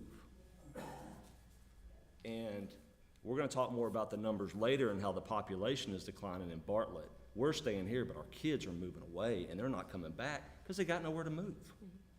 So that's part of the conversation we need to have tonight as a community. But I think these numbers are important because I think they tell a story that we need to really understand, that we may be in an inflection point where we can balance the equation, right? Okay. So thank you. All right, Kim, next I slide. Oh, will I'm sorry. recognize Alderman Young. One of the points, just to address one of the points you made, David, if I'm not mistaken, I understand the 700 apartments in Arlington are built primarily to appeal to Blue Oval City people. And they're gonna be trying to attract folks that are gonna be either working there or building it. And I don't know that we're in that market, but maybe we are. But I think that was the intent when those 700 apartments were begun. And I'm not really concerned what happens when Blue Oval goes belly up. No, I understand. I'm not either. Which But it I'm just probably saying, I will. think that's what drove For that those of us who are decision in to the build manufacturing 700 apartments. business, yes. Yes, Ms. Kim. Next slide, please. All right, so this was actually very interesting. A couple weeks ago, I went and pulled the demographics of who is currently moved into the Westerly. On the left side, it shows the ages, and Alderman Reeves, you were talking about your kids needing somewhere to move into. Well, the ages 26 to 35, 38% of our renters are 26 to 35. 16% are 36 to 45, 16% 46 to 55, and then we've got 15% 55 plus. On the right side, this was very interesting. 20% of the people that have moved in already are either military, government workers, police, firemen, and teachers. It's a place where our teachers have gone to live. 18% are either professional or administrative. 12% are doctors and nurses and medical. 8% IT and manufacturing. 7% construction. And then we've got a little bit of everything else after that. We've got a really great mix of wonderful people that are moving into the community. So as far as the average household income goes, the average Bartlett household income is $102,000. Our average Westerly household income is $118,000. I will say that our leasing agent told us the other day that she is actually getting some people from Lakeland that are moving over because they're wanting a town that has more things to do. So it was good to kind of hear that we're pulling from other communities. And then also, the last handful of people that have moved in have made it well over $160,000. So these are affluent people that are moving to your community that can help support retails, restaurants, and other things. All right, next slide, please, unless you have questions. No, I just wanted to add, I'm glad you can go back to that slide with the demographics and looking at from 26 to 35. My daughter's 31. She has made it clear that she is not interested in buying a home. She does not want to cut grass, you know. But prior to, she's back home now, but prior to moving back home, she was staying in Memphis. And paying about $1,500 a month for an apartment that was converted from, I think the area was like LeBonner over there, Dixie Homes. So they converted it, and they were literally charging $1,500, with the fence being and my biggest thing was security. You know, I was scared to death of her being in Memphis, and even though the apartment was nice, it wasn't well kept. The gate, because that was one of the strictest. So hey, it's got to be an apartment with a gate around it. You know, security gate, code in, code out. Stayed broken. You know, so when I look at the Westerlies, and my daughter and I talk about it, and her wanting to move out of my house because she hates it, but I got rules, you know. But you know, that age range and her friends, they don't want to cut grass. They want to have a place to walk their dog. She has a lab that I love, but I'm ready for him to go to. You know, that, you know, where they can walk and do. And then I look at myself, who I would consider myself an empty nester, and I fall in at 46 to 55 and at 60%. It's attractive to me. When I came over and I talked to Keith about it, I'm like, okay, I may sell my home because I don't want to cut grass. I got a lot of grass, you know. So, you know, I'm looking at this and looking at the household income, you know, as much as, because I love Bartlett. You know, I go to Memphis every day, and every day I cannot wait to get back to Bartlett. But if we're going to grow in, you know, our city, and I just wanted to just kind of say this, we want to grow our city and keep our kids. I want my child went to school in Nashville. She loved Nashville. She did not want to come back to Memphis. It just was getting so expensive, you know, that I got to come back. You know, I don't want to come back. I got to come back this way, come to Bartlett, and we're working on it, and we're doing a good job of having more things, and this brings that. You know, I think, you know, these things we need here. I want my child to be in a safe place. Bartlett is a safe place. We have a great police force, you know. So thank you for showing this right here, because this is what I really wanted to see and wanted everybody else to see. We want our kids to come back home. We don't want them to get married and have to leave because they can't get a place to stay because they can't afford a home. You know, the society that we live in right now, things are so expensive. What I pay for my home, what I pay monthly, you wouldn't dare be able to get that now. So, but thank you. Absolutely. Good to move on? Yep. Oh, yes, sir. How many actual apartments or rental space is there in Union Depot? Yeah, go ahead. You get that. Okay. In Union Depot, we have 337 at the Westerly, and I think it's about 80 at Station Lofts. So a little over 400. Yes. Okay. Well, I personally, I want it to be a huge success, but I want to see how successful it is before we approve something that you're not even going to begin for 2 to 3 years.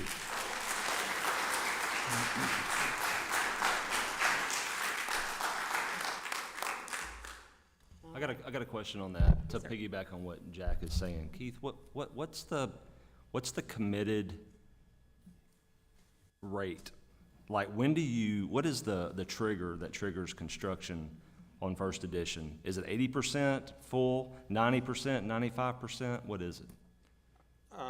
So, I mean, a lot of it is, we're looking at absorption each month. So we're seeing 15 to 20 a month that we're signing leases on.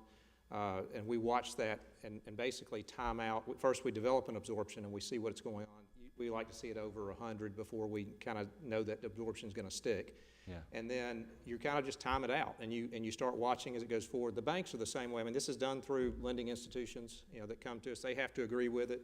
Appraisers are involved, and appraisers do absorption studies, and the banks really won't let you do it, and we don't want to do it until you time it to a point where the other project's fully leased up. Otherwise, you're competing against yourself and you're lowering the rates in it. So we have no reason to do something like that. Is there a way that in the special use permit, we could stipulate what that is?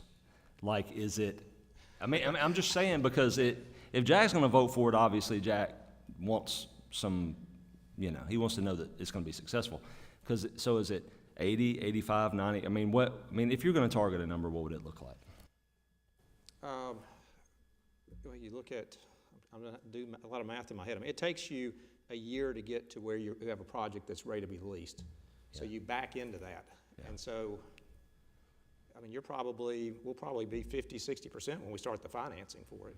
Because I don't, it takes a lot of math here to figure that out. But it's you're somewhere in that 50% range. You show it absorption, you show you stabilize the rental rates, and then you start looking out ahead to figure out, okay, what time do we start moving dirt and when do we start vertical construction? All of that's timed out, and I just don't have the math on me today.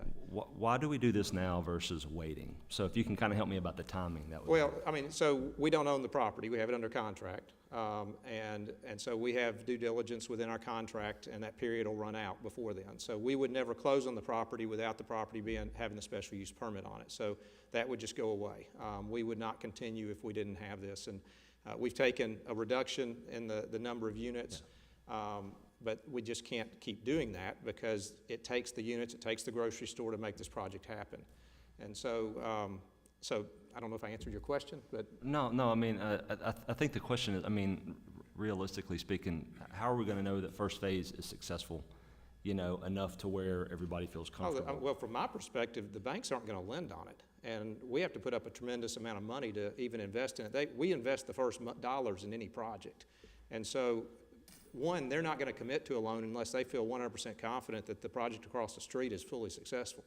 And then secondly, we're not going to because we're committing a lot of dollars, and they want our dollars in it before they put their dollars in it. So that's kind of how it works. But the reality is that if the first is not successful, we're not moving forward with it. What's the value of first edition? The value, What's the project going to wind up being that you have to finance in all? Oh, shoot, we've got the project I think is 60 to 65 million just on Westerly, okay? So that's not counting the single-family homes and all of that.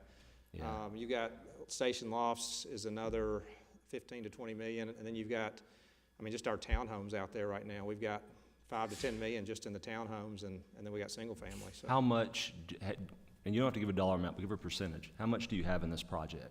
A lot.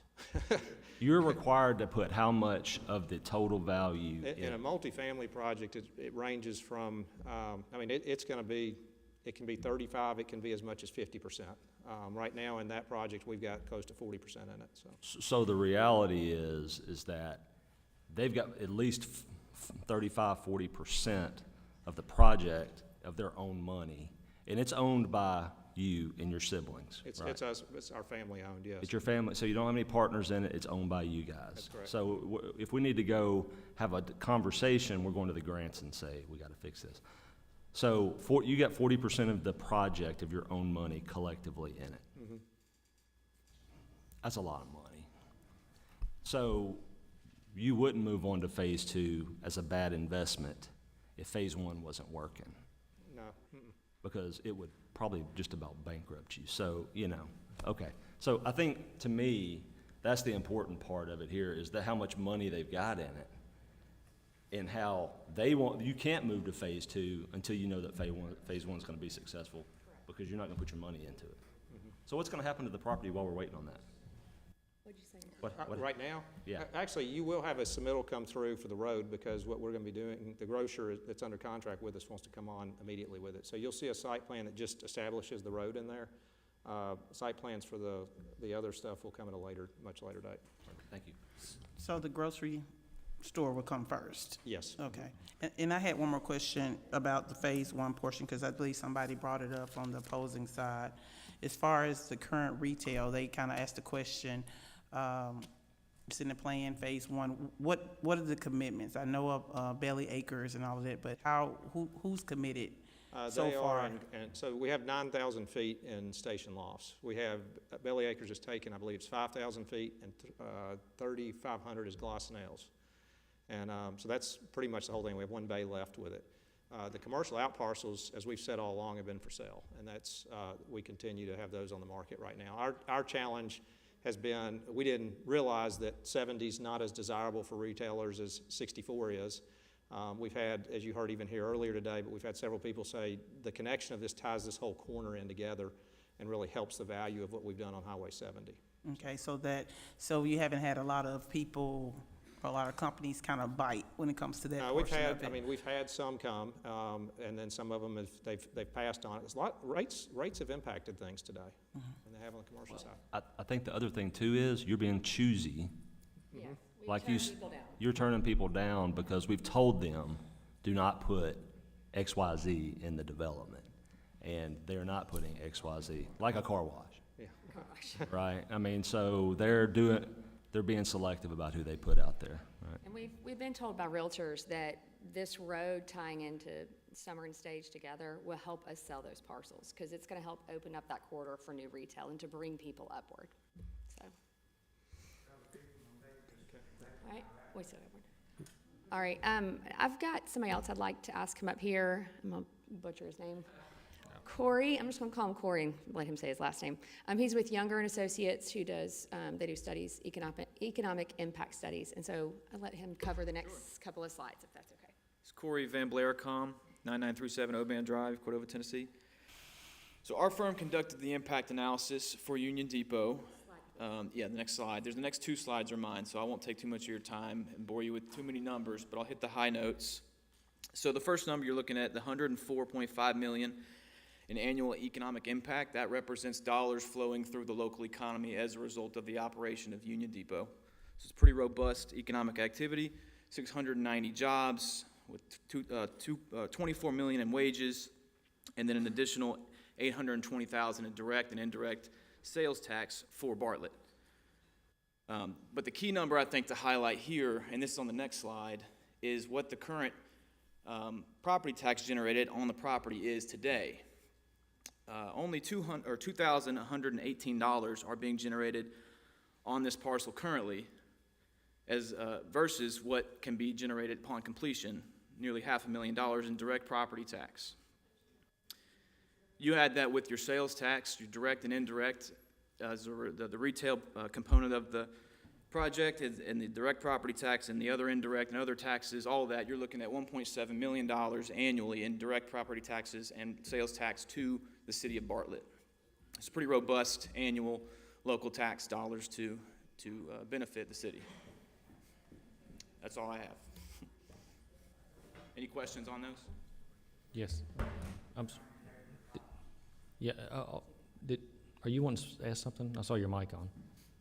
What? I'm sorry, I saw your mic on first. I didn't know if you were going. I don't have any questions for him, no. Okay, it's okay. Yep. Okay. So, can you tell me what you're basing the sales tax on? The local sales tax rate for the city of Bartlett. No, I understand that, but I'm saying is what is going in there that would generate that kind of sales tax? Because nail salons don't generate sales tax, they're a service. There's still sales tax baked into their services. They have to pay it after the fact. But the standard we use for a projection analysis like this, we use the sales per square foot estimate on what that retail space is projected to generate, and then we apply the sales tax rate to that, and it's a pretty simple math. So 9,000 square feet at Union. That's the original. This is only for the new phase. Oh, this is only for so that includes the grocery store. Oh, exactly. You're right. Oh, okay. Okay. This is the new. Yeah. Strictly new. This is Yeah. not the old. Yeah. The original. That is completely separate. This is only with the new. Oh, phase. okay. Okay. All right. Thank you. Any more questions? If you were to add them both together, what's the economic impact? I don't have the other report in front of me. I should have done that math. It's a nicer number, just to be I honest. could probably look it up before we're done if I have a moment to. I have my laptop, so Yeah. potentially I can if the Wi-Fi is good enough. I'm sorry. I do have one more question. Sorry. It's okay. So if this is a TIF, what do you anticipate the property taxes to be then? Because we usually get 16% of that over 20 years. Don't have the numbers in front of me. Again, the full report that we've conducted shows that, but this is just the high notes again. The full property tax, whatever it is negotiated and agreed upon in the TIF agreement would be, the percentage that is allocated to the TIF versus what is left over for the city of Bartlett on top of their debt service that's held out by law, and then an admin fee. It's still a substantial amount. It would just be shared with the developer in order to fund infrastructure and public use items to help the project succeed. Okay, thank you. All right, we have one more person that I'm going to call up here, and it's Mr. Kevin Rogers. He's from South Carolina. He's with WRS Incorporated. He is the developer for the grocer, and so we've asked him to come and speak. Thank you. Thank you again. It's Kevin Rogers, 410 Mills Street, Mount Pleasant, South Carolina, a suburb of Charleston. Two things before I start to describe the grocery store to you.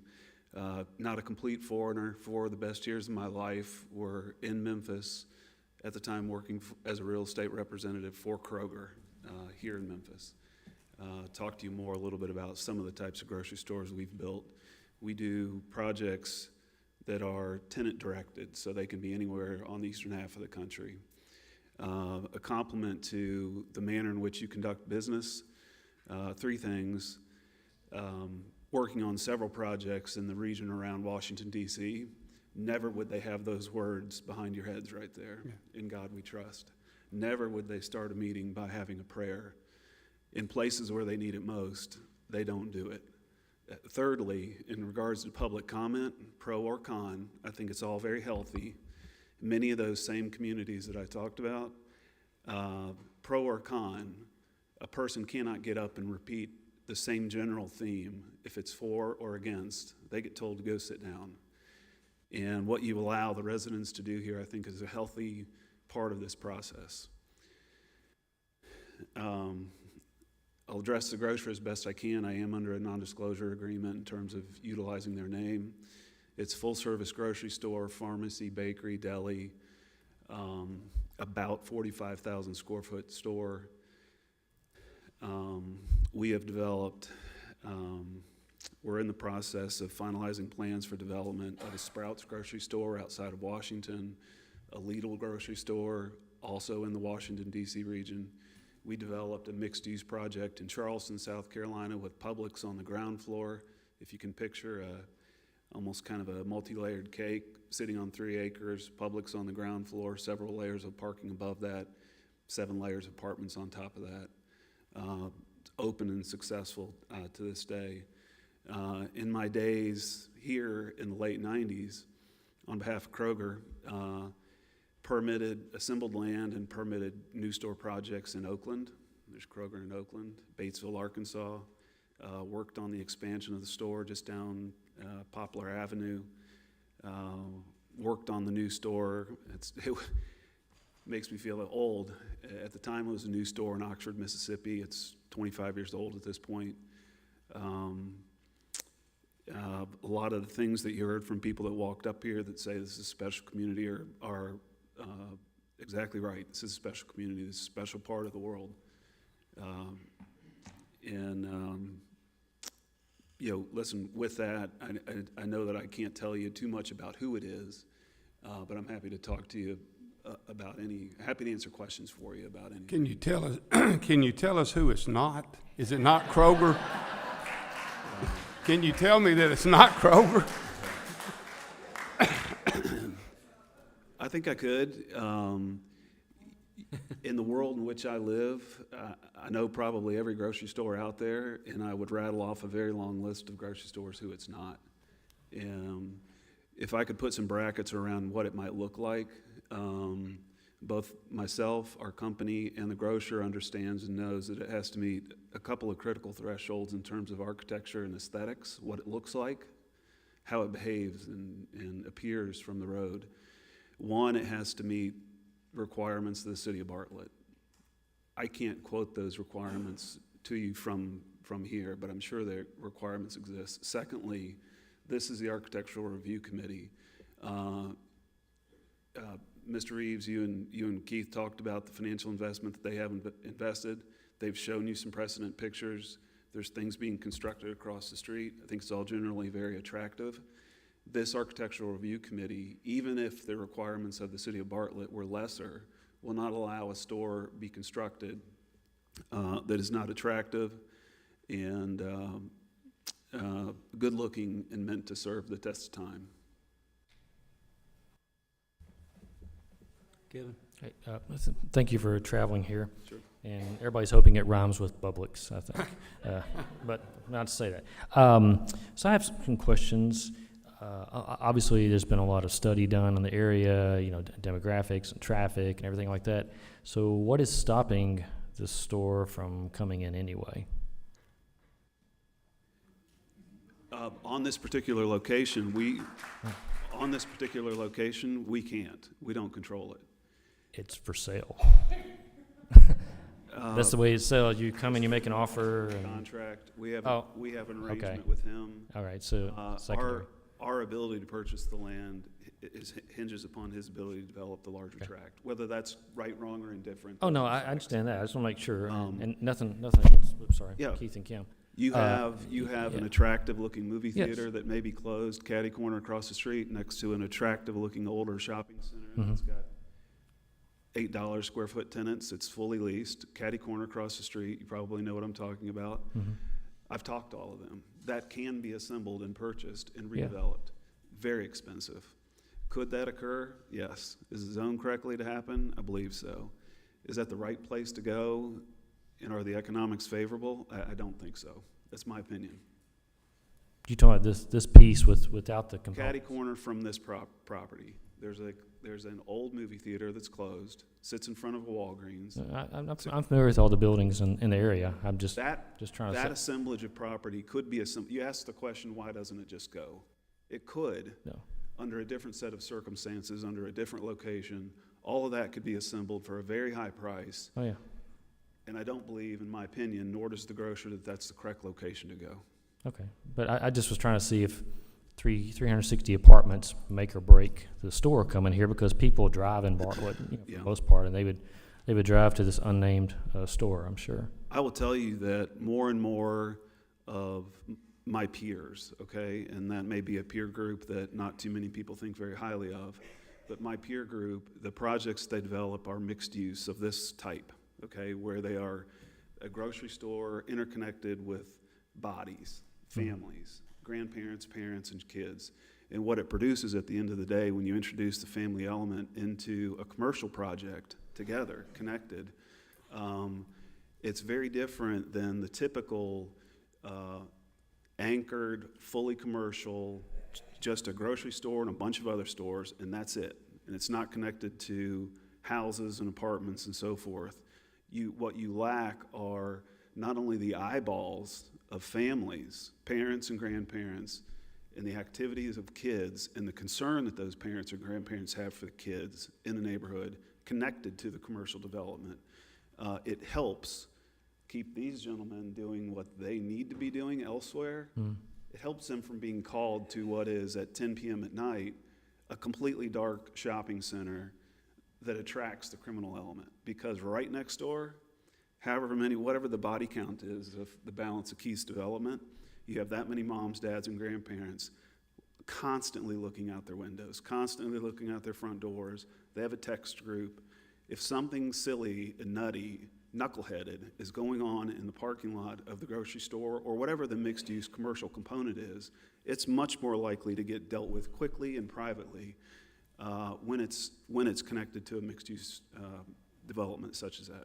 All right, so that's free security. I mean, I understand that. That's free neighborhood watch. It's family. Yeah, I understand that. So how many parking spots are in front of this store?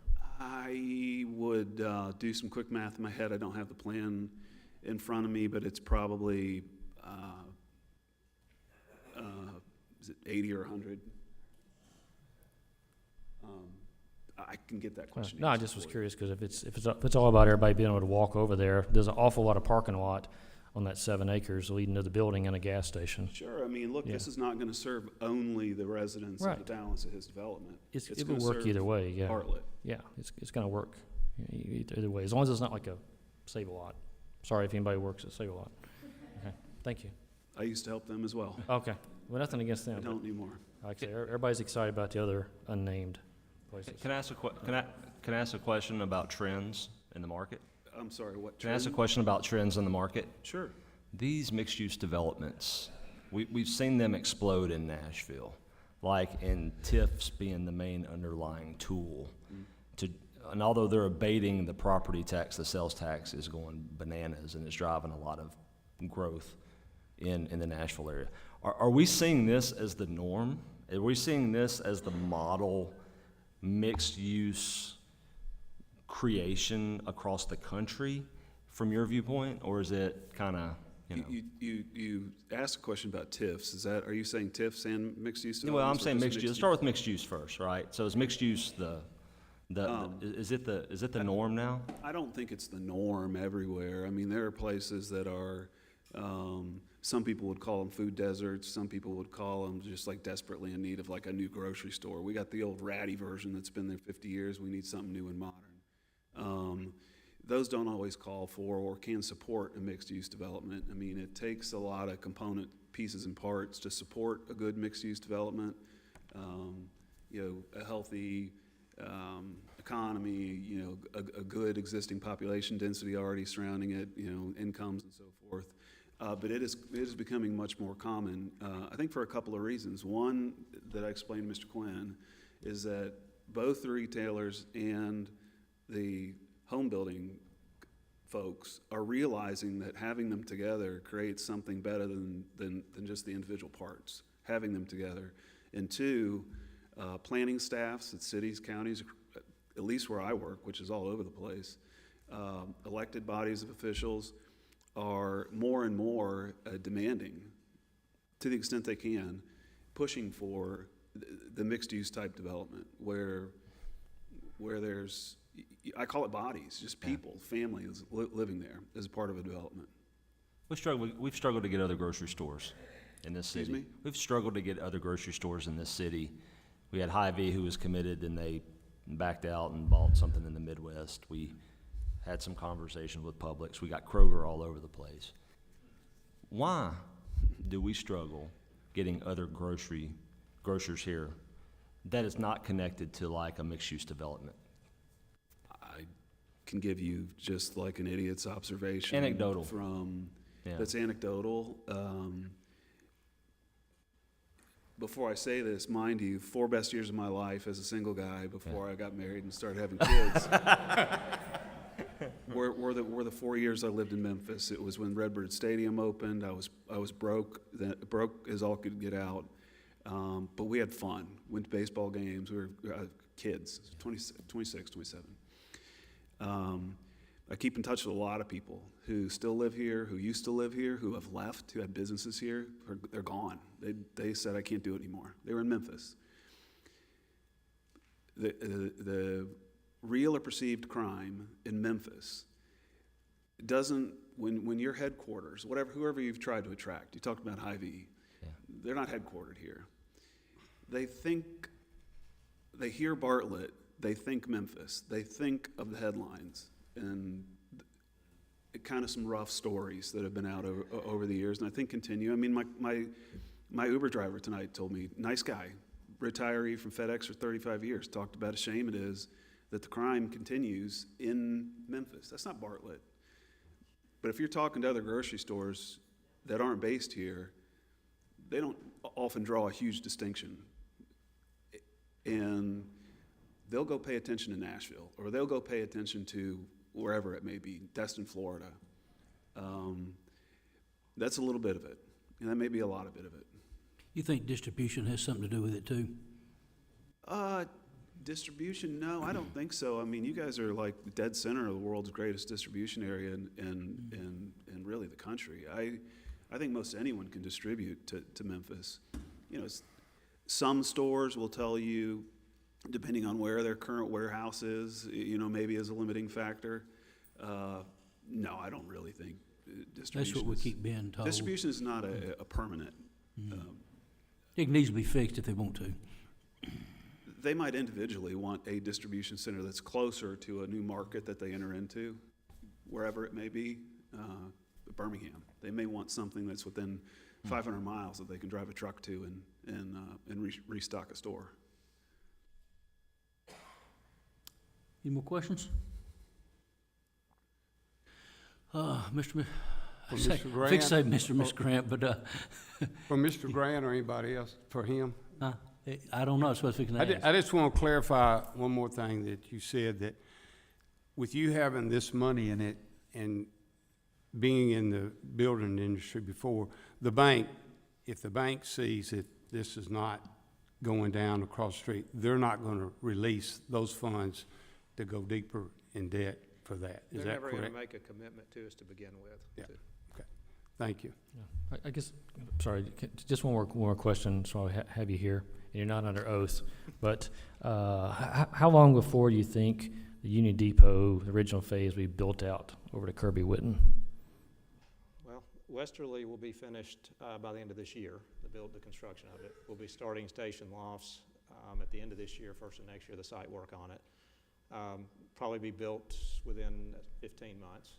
We've got townhomes that we have 70 lots available for right now. We're probably going to be starting another building of those within the next 45 days from what I expect, just the way sales are going. But your houses, the homes will be the last thing to build out, and some of your commercial lots out front, depending on how commercial sales go. But we have 2 more phases of residential lots. Your absorption on the residential side, once we get the models open and moving and everything, I would expect absorption of 25 to 30 units a year in the single family side. So you have 150, 160 over there. So it's about a 6-year build out on that, 6 or 7 years. Yeah. So do you think, and I can't remember if we asked this the other day when we were talking, but do you think because there's so many available homes in Bartlett right now that's affecting those sales? I know it's a different price point. 350 is the sweet spot here. Mm-hmm.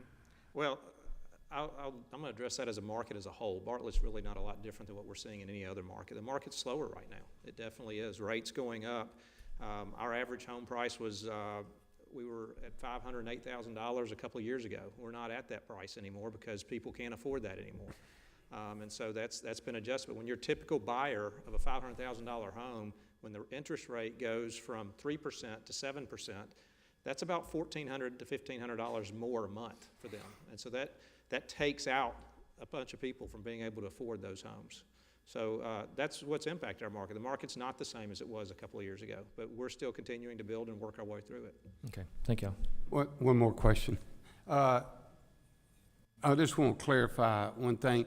You built the residential across the street on purpose first. You did not start with the retail. That wasn't your plan is to start with the retail. Is that correct? You're building the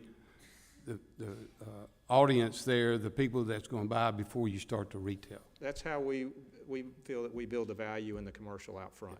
Okay. Because the retailers want to see all of that occupied. All of the realtors have been telling us the more people you have here moved in, the more valuable this property out front becomes. Yeah, right. And that's why we just haven't jumped at everything That's we've correct. looked at Yeah. to sell it. Yeah. Thank you. That's all the questions? Thank you.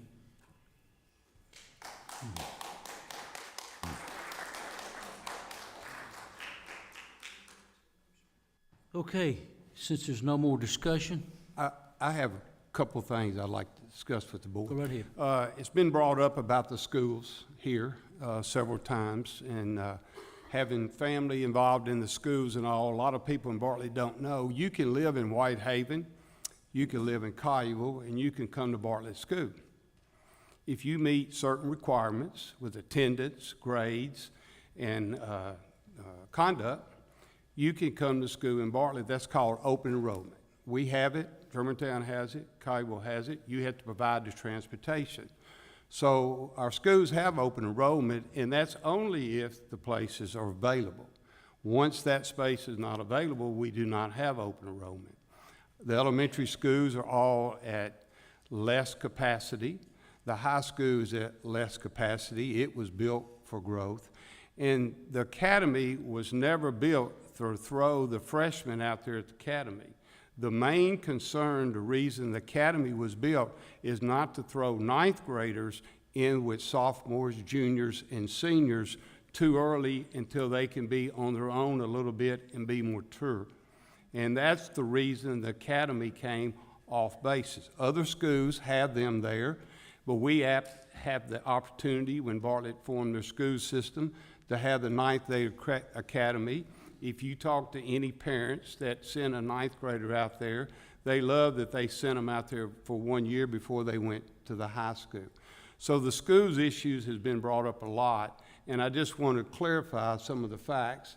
David may know even more, but people don't realize you can live in Whitehaven and go to Bartlett High School. And if we get to the capacity, there won't be any open enrollment. And there's a lot of children that do not live in Bartlett that go to Bartlett High Schools that meet those qualifications to come. If they fall out of that, they're gone. But I just want to clarify about the schools. Thank you, Brad. Anyone? Yeah. Alderman Reeves. A couple of comments. I made no bones about the fact that I'm not a fan of, or haven't been a fan of apartments. And much like many of you, I grew up in Raleigh and came to Bartlett during the 80s after a desegregation order bust a lot of us all over the city of Memphis. My parents said, I'm going to Bartlett. I'm getting out of the city of Memphis, sending me to Klondike, and my school is right across the street, right? So a lot of us made the migration to Bartlett back in the 80s, and in the 90s we had significant amounts of annexation. We've annexed a lot of property over the years, right, in the city of Bartlett. And that to some degree is how Bartlett boomed and was born and boomed in the 80s and 90s.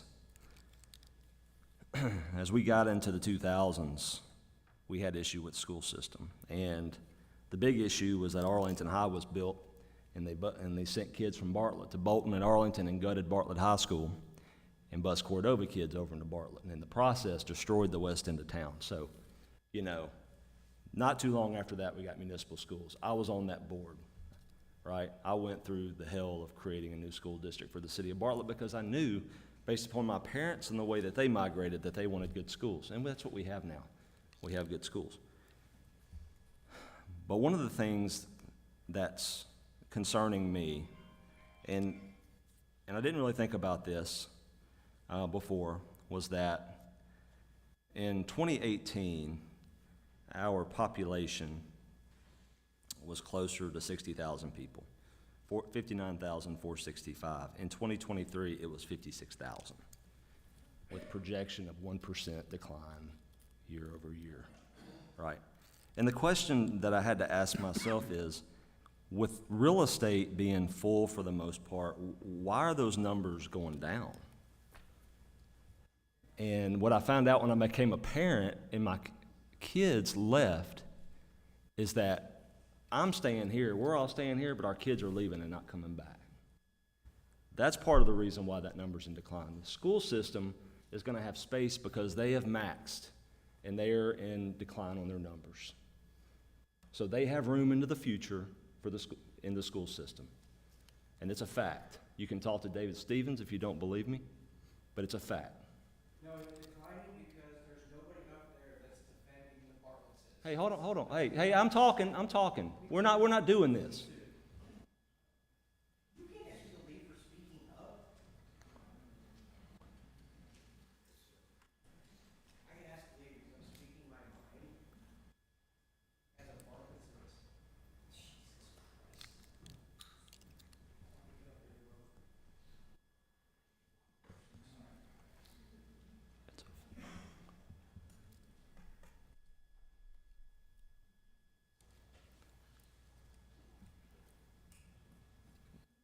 Guys, we're all passionate about this. Let's talk it out, okay? Please. It's a fact. Our population is in decline. And part of the reason is because our kids are not coming back. They're leaving and not coming back. And part of the reason is they have nowhere to go. They can't afford homes here. They can't rent homes here. They don't have enough money, right? And apartments are some of the only way that they get into the city. So the question I had to ask myself is, our city really has nowhere else to grow. Do you have any other property in the city that we can actually go and get that doesn't include an incredible amount of infrastructure that's required? North of the Lousatachee, $1 billion or more of infrastructure. There's no way we're going to annex that and build that out, right? Retail, 3% vacancy rate, right? And we had to raise a property tax rate this year because costs have gone up and we have not grown enough to balance the equation, okay? So the question that I have to ask myself is, are we creating our own issue by being so determined to not allow different types of family builds that it hurts our ability to recruit young families to the city? We have to ask ourselves that question. We may hate apartments, and trust me, I'm not a huge fan of them because I lived in them when I was younger too, right? But the apartments have changed, and the reason why people live in them have changed. It's just not for the riffraff. It's for our children. It's for my kids. It's for your kids. It's for your grandkids, right? It's just not for riffraff anymore. It's for people who can't afford to live in a place and they're starting out and they need a place to go. From what I have seen in my experiences, we don't have enough apartments. We don't want a huge amount of them. We don't want a glut of them, but we want to be smart about it, right? So I've debated back and forth. I'll be honest with you, I've been go both ways on this vote because in one hand, I've got citizens who really don't want them. I've got citizens who really do. I've got citizens telling me every day, David, my kids can't get into the city. And those are the people that we want back in Bartlett, right? So it's a tough decision. I don't think we make it lightly. I don't make it lightly. There's nobody up here on the take, right? There's nobody on here getting kickbacks. We're people just like you are, right? I didn't invest my life starting in '86 and go through that hell of the school board, the county commission, and to get here and watch our community fade into the past because we are worried about growth. All the other communities around us are growing. Arlington's growing, and when they say we're not Germantown or Collierville, doesn't matter. They are growing and they're addressing these needs. And where are people going to go who can't get into Bartlett? They're going to go live in apartments in Collierville, Arlington, Germantown. When you look at the data supports that we don't have enough multifamily. And that's, to me, glaring. It's a glaring issue. All right?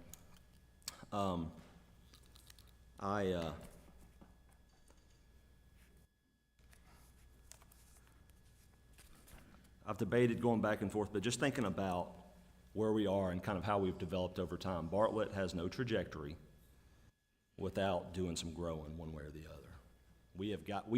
If we do not, we will continue in decline, period. So this is something that we need to address. Everybody has their own opinion on the board, and I respect it, right? But for me, knowing how much he's got into it and how much he's put into it, and all the factors regarding what the triggers are, I'm more inclined now to support it than I was 2 weeks ago. I think Mr. Grant did everything we asked. We took votes to force Mr. Grant to take this plan and revise it to where it was more acceptable. And that's what he's done. So thank you for doing that and listening to us. But I am very torn because on one hand, I don't want to do it, but what I'm seeing, how it's affecting our community, where everybody else who are growing are doing these types of projects, and we're scared to take it on because we're worried about crime. So that's kind of my thoughts on it.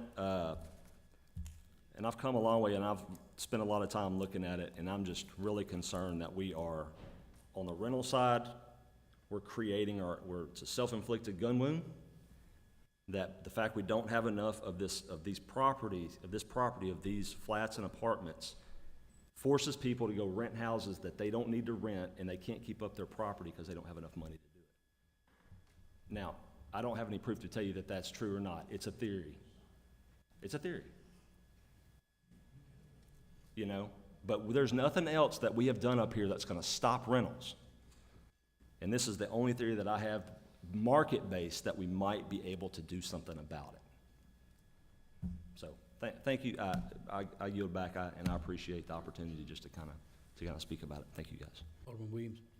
I just want to kind of piggyback off of it, because so as we've been talking about this and Little Bears and all of that, and I think back being a little girl and my dad being in the Navy and my mom and I being in apartments, and we lived in Whitehaven when Whitehaven was really, really nice. And in our complex in Whitehaven, our apartment complex, they had a security guard at the gate. You had to, very, very safe. I went to KinderCare that was right in the middle of the apartment complex. And when my dad was on the ship and my mom had to go to work, that's where I went to daycare. That's where I took ballet, and I continue to take dance classes all the way up until now. I still take dance classes. I have friends that are psychologists that I'm still friends with today that went to kindergarten and lived in those apartment complexes with me when I was a little girl, and I'm 51 years old. I have no problem with saying my age, even though women don't like to say that. So I'm torn as well. I'm also torn because I have a daughter that went to school in Nashville. Originally, she started off in Franklin, where she attended Omar College of Design. And Franklin had multi-use complexes, very, very nice, very, very nice complexes, where they had, you know, restaurants, they had Publix, they had all, you know, all kind of things in Franklin. And that was in Franklin, Tennessee. And, you know, if we know about Franklin, Tennessee, it still has that old town feel. I met Reese Witherspoon's mother there, talked to her on many occasions at the, I can't even think of Puckett's, eating. So when I think about Bartlett, I think about Franklin, Tennessee, and I think about, I felt very good dropping my daughter off in Franklin and her living in an apartment complex because her school did not have dorms. My attitude changed a little bit when she went to Nashville and started going to Belmont, and she lived in Nashville apartments. So when I think about safety, I think about Franklin, I think about Bartlett, and I think about myself as a kid living in an apartment complex where I'm still friends with those people today, where there was a daycare in the center of that complex. You know, I'm not gonna say I don't know from a security standpoint if back then, you know, we know pedophiles are not new. I'm pretty sure there was some in that apartment, they probably wasn't checking and doing the measures that they do now to ensure that they're not in those apartment complexes. So I'm torn as well. I like the small town feel. I grew up in Memphis. You know, my neighborhood, still friends with those people. You know, Memphis was different when I was younger. So I'm with you, David. You know, I'm torn about it too, but I want my child, my adult child, to stay in Bartlett. My mom, and I say this, put this on record, I want to thank everybody for praying for me, my mom. I wasn't at the last meeting, hadn't really shared it. I shared it. She has cancer. We've been dealing with it since February. So if I seem a little off, that's what's been going on in my life. But I've talked to her when she was laying in the hospital, and she was saying, I think I'm ready to sell my house, and I think I want to move to Bartlett. You know, I don't know if she wants to sell a house and move into a house, move into an apartment. But the fact of the matter is, Bartlett is a safe city. You know, I was torn with raising the taxes. But if that's what it takes to keep us safe, then that's what I'll do. But, you know, I'm torn with it. You know, I'm torn. I know I want to go along with the constituents. You know, we don't want these, but I look at my daughter, I look at my mom, I look at us wanting our kids to be here and not be in Memphis and not be in those places where we know they're not safe. So I just had to piggyback off you because I feel the same way. Alderman Young. I'm going to make my comments real quick. I appreciate the grants and the proposals they made. I've met with them, and they've made some changes that I asked them to make, and I think it's a quality proposal. I think it'd be a great thing for Bartlett. However, I represent you people, and I've heard what you've said, and I think I've got to bear that in mind as well, and that's just the way it is. Alderman Griffin. Since we're talking about crime and apartments, Chief Cox, can you come address that, since that is a concern that's on everyone's minds as far as crime in apartments and the impact on Bartlett, and how that relates to the other neighborhoods within Bartlett, as well as maybe perhaps any rental issues that we're having with crime in Bartlett?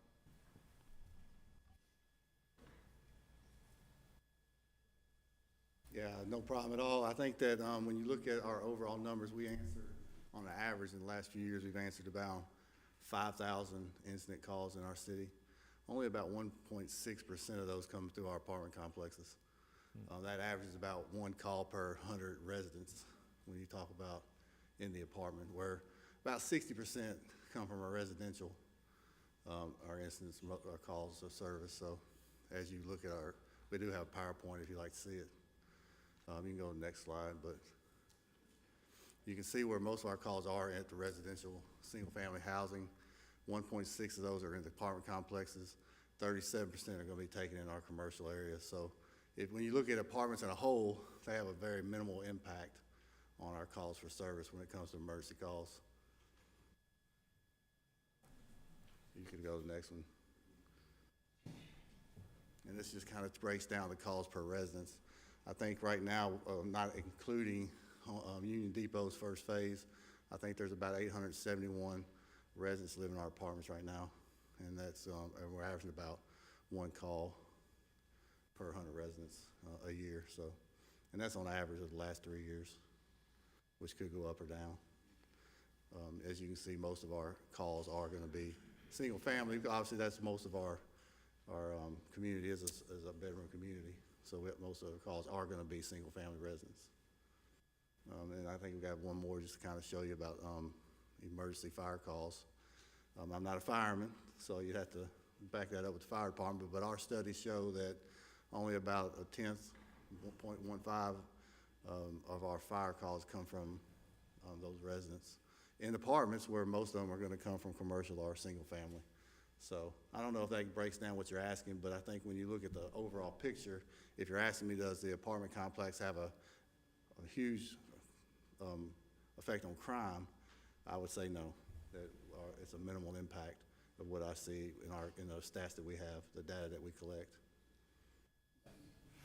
Chief Cox, while you're at the podium, do you just want to address crime overall in the city, the direction that's headed? Yeah, you know, our crime's down. As, we got about down on our crime index about 27% from the year before. Our property crimes are down about 42%. So when you look at the whole of our city, we live on one of the most dangerous, as you've seen, most of the comments here tonight show you that we live on one of the most dangerous cities in America. But when you cross that city line, because of the efforts of the police department and our residents, our crime is a low crime rate compared to everybody else. Thank you. Any more questions for Chief Cox? Oh, no, sir. I said a general statement, nothing else for you, sorry, for me. So, did you have a question? Yeah, Okay. yeah, just confirming that number, if we went back in that slide, it's 1.6 calls. 1% of our calls 1%. come from apartments. Yes, And how ma'am. many units do we, of apartments, from our apartment complexes, how many units? 1,200? Is that it? Yeah. Alderman Quinn? I'm sorry, I didn't have anything for Chief Cox, but thank you for running through those numbers. Yes, sir. Appreciate Yes, it. sir. I just had a general statement. Yeah. But I didn't, sorry, thank you. Thank you, Chief. I don't want to blow by this, but I'm thankful to have a chief in a police department like we have that stands before you tonight and talk about those numbers. We was 27% and 40%.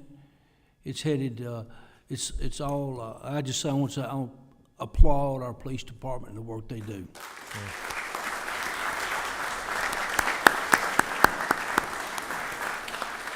Yeah.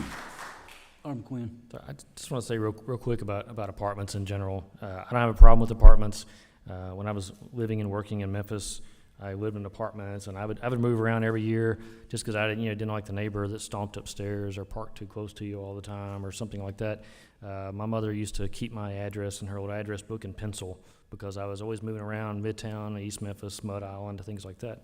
Before we ended up in Bartlett. So I have no problem with apartments per se, and I don't think we should really delve off into the crime issue. I mean, the fire is the greatest thing, probably the danger versus the crime in Bartlett.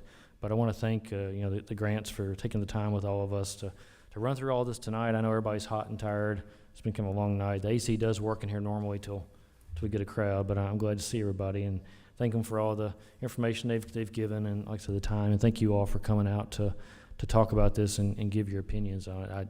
And looking back on the history of Bartlett, there have been a lot of apartment complexes brought up, a lot not permitted, except for annexations. Quail Ridge and the Highlands are some of the most recent ones that Bartlett had. So we don't have a history of doing that. But honestly, at this time, I have 3 kids, and I want them to stay here.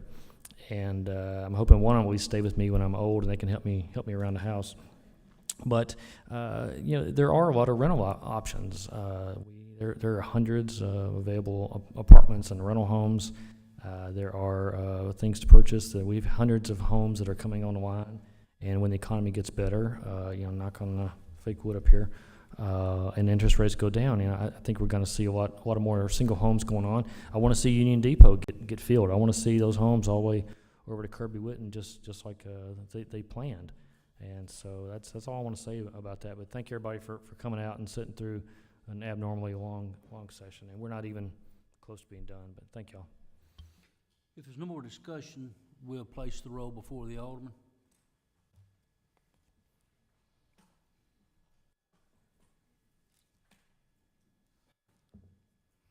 Resolution 19-25 passes 5-1.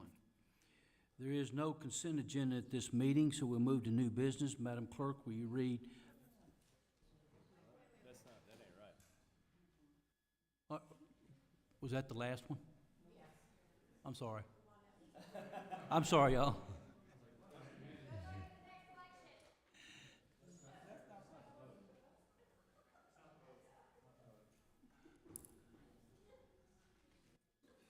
I was trying to speed things up too fast. I'm sorry.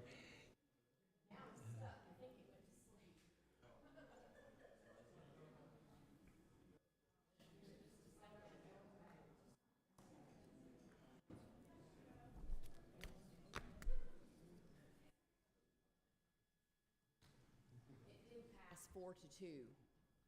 40.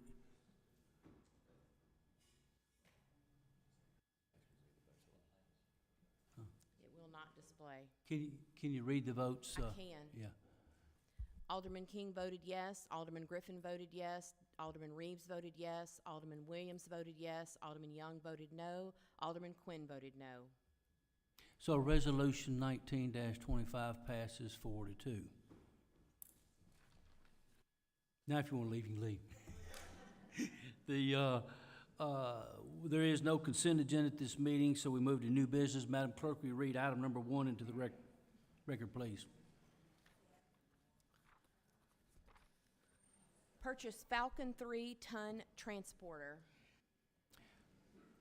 I'd ask Mr. Matt Crenshaw, is he in the crowd? Matt here? Oh, here he is, I'm sorry.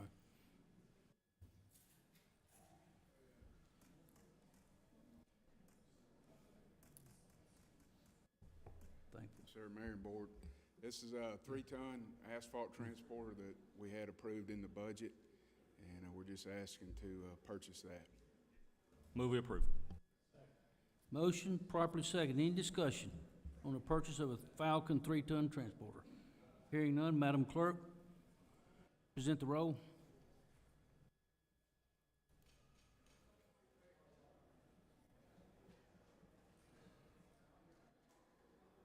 Passes 6-0. Madam Clerk, read item number 2. Resolution 20-25, a resolution to amend the fiscal year 2026 general fund budget to appropriate $6,500 for qualified law enforcement officers funded by the State of Tennessee Recruitment and Retention Grant Program. Mr. Dick Phoebus, Director of Finance, you're recognized. We have received $6,500 from the state for the Recruitment and Retention Grant. If approved, this payments will be made, I think, 3 different officers on the July 31st payroll. Move we approve. Sorry, second. Motion, was there a second? Second. Second. Any discussion? Madam Clerk, call the roll.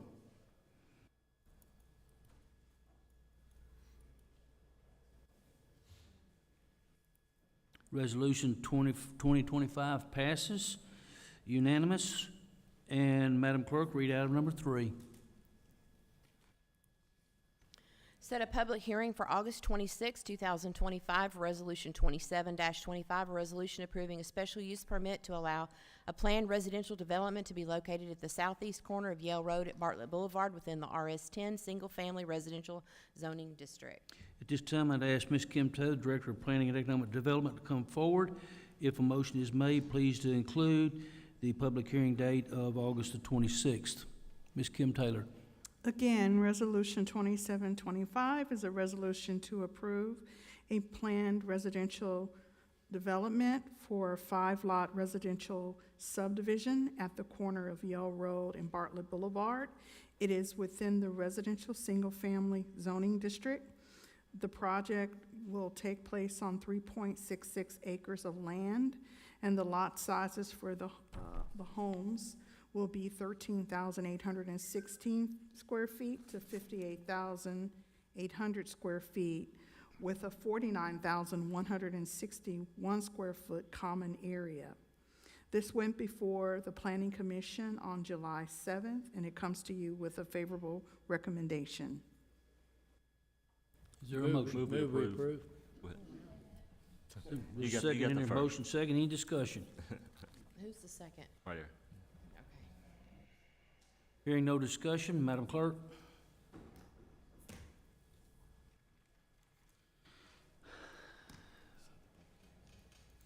The motion, I'm sorry, who made that motion? Jack made it and I second it. And part of your motion was set the public hearing? Yeah, we're gonna set the Okay. public hearing as I for thought that- August 26th. Thought I heard that.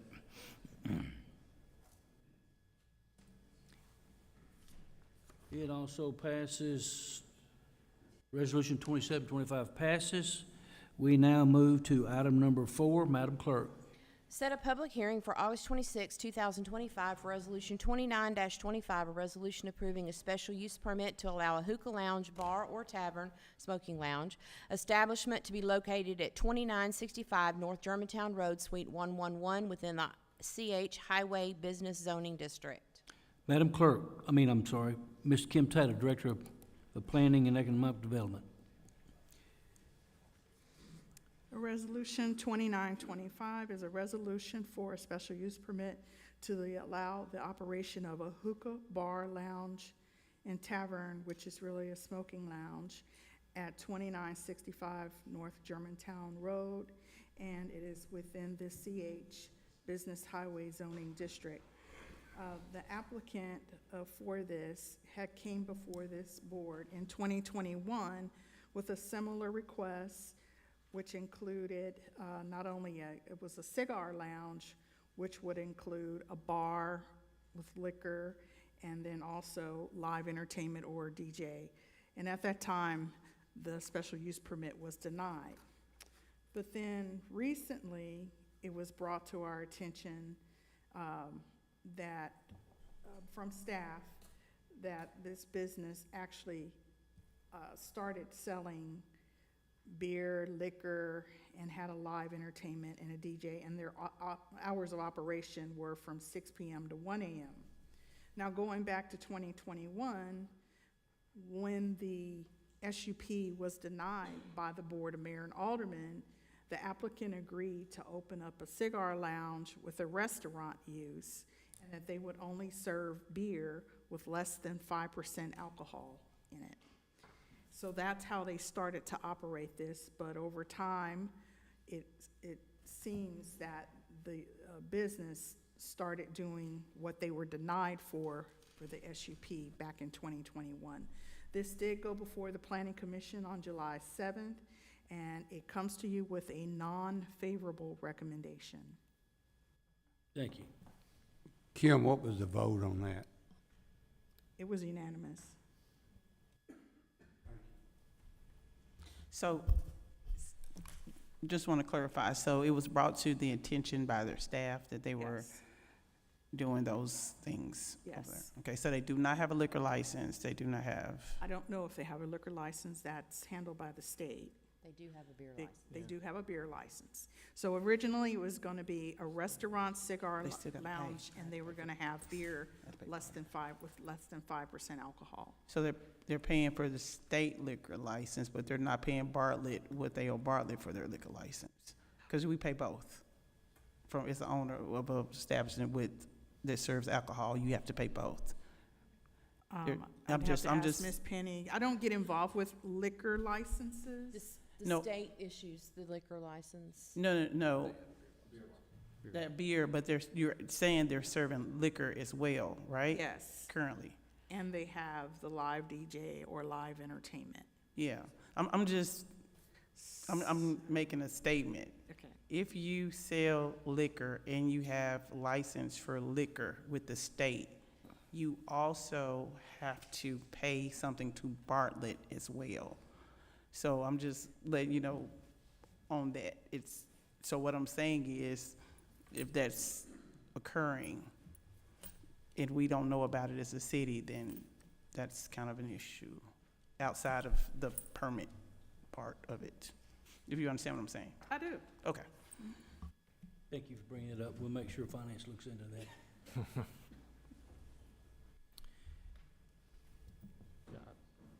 Yeah, I have a question. So, have we ever established how long they were out of compliance?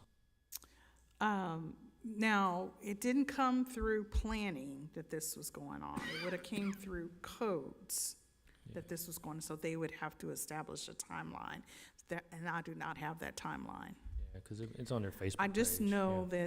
that they were made aware of this, and this is why they're coming back with this application. Right, but they continue to do it to the, here comes Trey right now. Sorry to call you down here. Yeah, because I'm curious, like I say, I was originally voted for them in the beginning, but then they agreed to all the criteria, then I'm curious how long they were not doing it, because they've been advertising on Facebook, all the drink specials and everything like that, and then after you told them, I'm sorry to put words in your mouth, but questioning, I guess, after you told them they were in non-compliance, they kept doing it, right? Because I still see stuff all the time. First of all, this is Mr. Trey Arthur, Director of Code Department. Answer the question, please. Give us your address. So it came to our attention, we reached out to the owner. The owner said that they were approved by the state for a liquor license. However, they were not approved for the use, through the special use permit for the sale of liquor there. He also had an expired business license as well. So part of the renewing of the business license, we were making sure that, hey, you can't sell liquor at this location. He said, well, I've been doing it the whole time I've been here. That's a long time. So, and I don't know which you could go back through Facebook feeds and stuff and see. Yeah, and I saw it, and I was at the Planning Commission meeting, and they didn't show up to say anything, and I guess nobody's here tonight either, so, okay, thank you. So, Chair to entertain a motion to approve or deny. This just set the public hearing. Sorry. Motion said it. We kind of need to, so Yeah. I moved that we approve and set the public hearing for August 26th. I second it. We've got a motion second. Any more discussion? Yeah, I have one more question. So in the meantime that we set this public hearing and they keep doing everything, what's the ramifications for that? We'll get with Code Department tomorrow and follow up with that. Okay, thank you. We just want to make sure we do that appropriately and legally. So, any other discussion? Madam Clerk?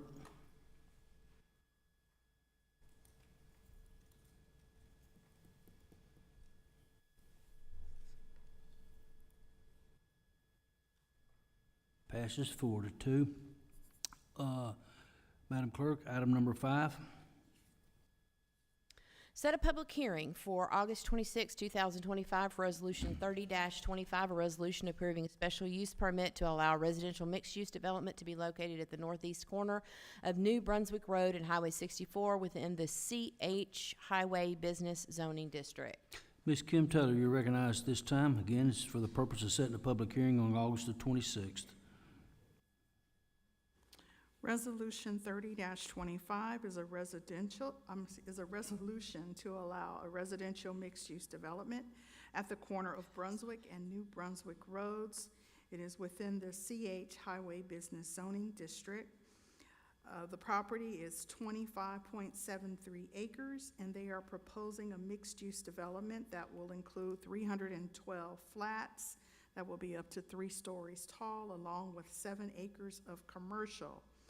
With this development, there will be a major street improvement made, which will allow the current Brunswick Road, the corner of Brunswick Road and New Brunswick, to be made into or cut off into the development where The new frontage will be New Brunswick Road and Highway 70. So the property would then be at the corner of New Brunswick Road and Highway 70.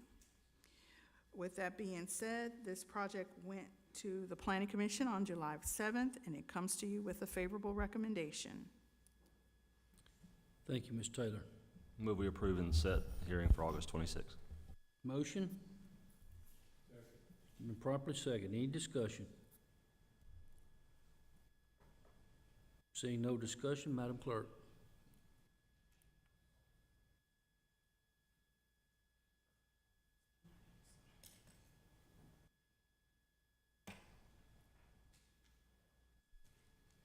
The Resolution 3025 is approved by setting the public hearing on August the 26th. We now move to open discussions, open to the board. Any board member have anything they wish to share? Hearing none. Any director have anything they wish to? Todd, do you got anything you want? Where's Todd at? He's always has something he wants to say. I wasn't going to say anything, but since you called me up. All right, it is this Friday. Friday. They're getting good. Only 2 left for this year. So Food Truck Friday, we will have Taco Titan, Barbecue X, Mr. Casa, Rockin' Rodney's, Good Groceries will be back. They're good. Llamas and the Fry Guy. And then Saturday is a huge day. We're going to have the Bartlett Station Farmers Market, 8 until noon. We've also got a fitness series in Freeman Park with Deep River Fit at 9 o'clock. It's free. Just go to deepriverfit.com and sign up. Let them know you're going to be there. And Saturday night, Isabella and Sebastian at Bartlett Live at 7 o'clock. They are actually dropping their first album Friday. So check them out on YouTube. Check out the album. I think you guys are going to like it a lot. And before I go, can I congratulate Debbie Gelano on 30 years of service with the city? She's done and if I didn't say anything, I would get in trouble. So congrats, Debbie. Yeah. How do you work here 30 years and only be 27, right? Mr. Paul Wright, Director of our Parks and Rec. Special events. Good evening. Coordinator. So to my right, I've got Mallory Bird, our special events person, and then to my left, we've got Felicia Knox, who is our Bartlett Library Director. We wanted to share with the community that we have an upcoming partnership to throw the Back to School Bash Family Fun Day, and we're partnering not only with the Library Parks Department, but also with Shelby County Division of Community Services. Glenn Mullins, who is the district connector for us for McWright. We're working with their office to help provide this community event. So I'm going to let Felicia tell a little bit about part of the library's portion. So for the library's portion of the event, we will be doing arts and crafts, we have face painting, and there will be a backpack and school supply giveaway. While supplies last. We've got a lot of generous donors in the community. For the Division of Community Services, so they have been setting up some vendors that will be available, everything from free haircuts, free health screenings like sports physicals. We'll have vision screenings through the Lions Club as well as hearing screenings. So we've got a lot of great activities for families to get ready for school. And then all the fun stuff I'm going to let Mallory talk about. We are going to have food trucks and bounce houses, and we're going to have lots of games. The Rec Rover will be there, so come and play a game of cornhole, and your kids are going to get to touch a truck with our Bartlett Fire Department. So we're going to have a lot of fun while getting a lot of good resources. And this is all free to the community. It is Saturday, August the 2nd. It's going to be at the Bartlett Library, the venue at Bartlett Station, and the banquet hall area, as well as the outside from 10 a.m. to 1 p.m. So come on out and have some fun with us. Yeah. Thanks. Good stuff. Thank y'all. Any other director?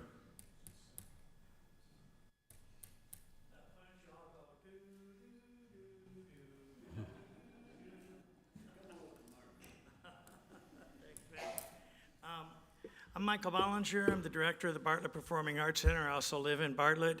I wasn't going to come up, but since everybody else was coming up, I didn't want to miss my chance. I wanted to tell you, it's sort of like some of the evening news, how they go, and now for the good news. So, well, that was good news. So here's some good news. In the performing arts world, the Oscars are the cream of awards for movies. In theater, it's the Tony Awards. But many major cities around the country have their own performing arts awards. And if you don't do a lot of theater, you wouldn't know. But in greater Bartlett, greater Memphis, in the Mid-South, took a while to get to that one, didn't it? But there are probably about 15 theaters. There are big ones like Theater in the Square and Theater Memphis, and then there are more modest-sized ones like the Bartlett Performing Arts Center, and they have awards every year. Well, this year they had 63 different plays and musicals nominated for the awards. From maybe 12 different theaters around the Mid-South. And this was the first time the Bartlett Performing Arts Center ever actually entered. Last fall, we did a musical called Bright Star, written by Steve Martin, the comedian. But you'd think it'd be a wacky comedy. It really wasn't. It was really a very, very touching play. He also did a lot of the music because he's a great banjo player, and this had a sort of a bluegrass flavor. And it was also written, the music was composed with Edie Brickell, which was Paul Simon's wife. And I'm proud to say, for our first time entering that, Bartlett was nominated for 5 different awards. One was for Best Actress in a Musical, Best Actor in a Musical, Best Costumes, Best Sound, and Best Director of a Musical. And the thing that is significant about that is all the other shows we bring in concerts. This, other than not writing the piece, it's our creation 100%. And I think it just proves, it just shows the city of Bartlett and Bartlett Performing Arts Center in a very good light, and I'm very proud of it, and I wanted to share that news with you all. Thank you. Thank you.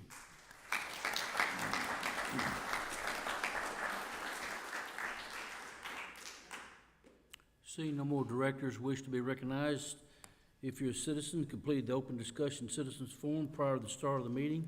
You may come forward, state your name and address for the record. You'll have 3 minutes to speak.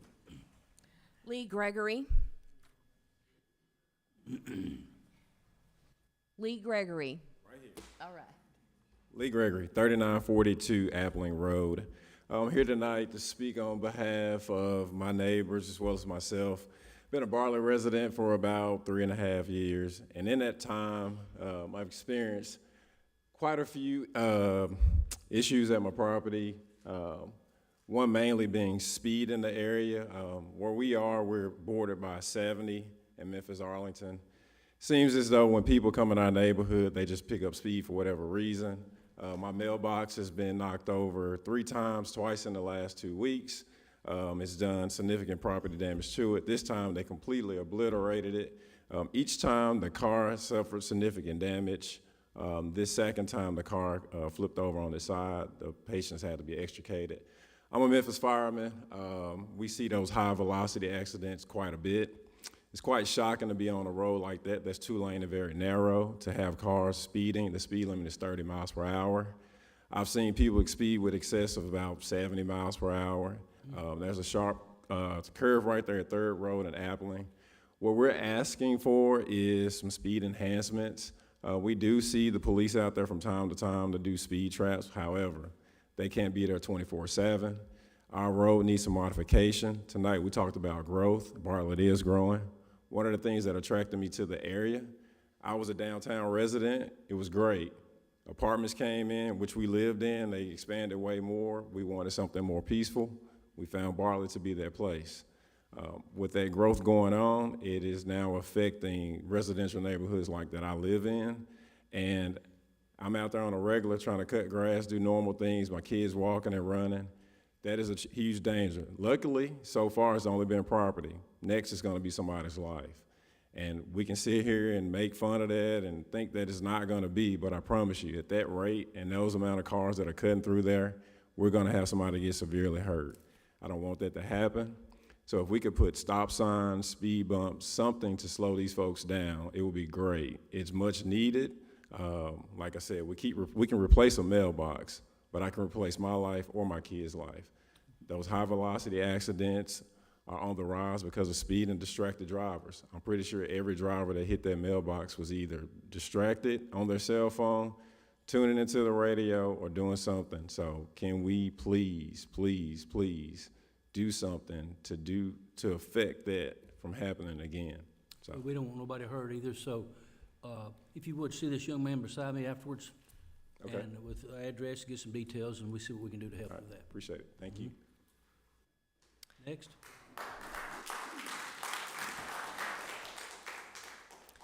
Billy Bryan.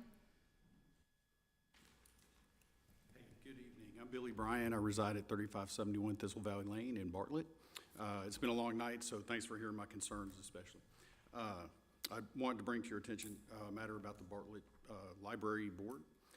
The Trump administration recently issued an order that 596 books should be removed from Department of Defense education activity schools.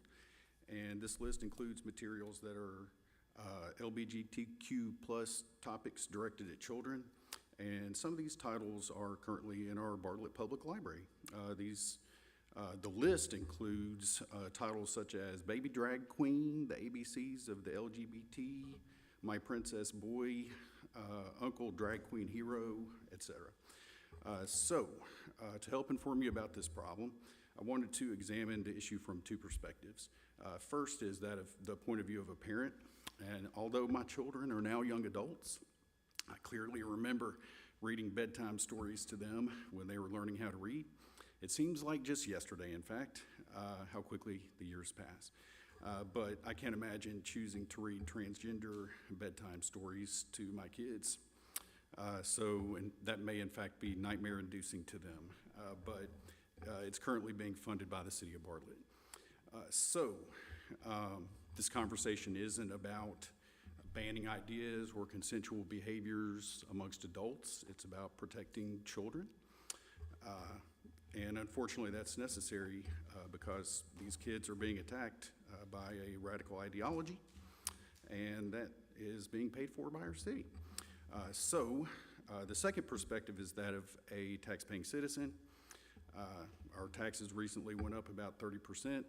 I'm in favor of highly functional and efficient public services, but I hope that we could agree to trim at least a little bit of money from the budget, and an easy spot for that would be funding these types of inappropriate books to be put into the hands of even preschool children.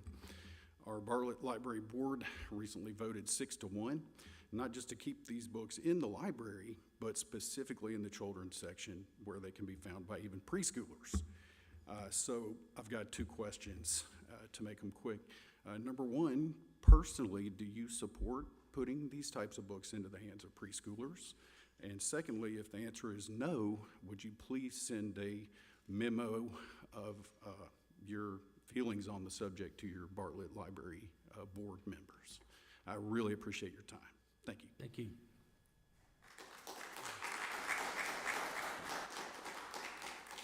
Billy, I think all the aldermen have been doing that, but anyway.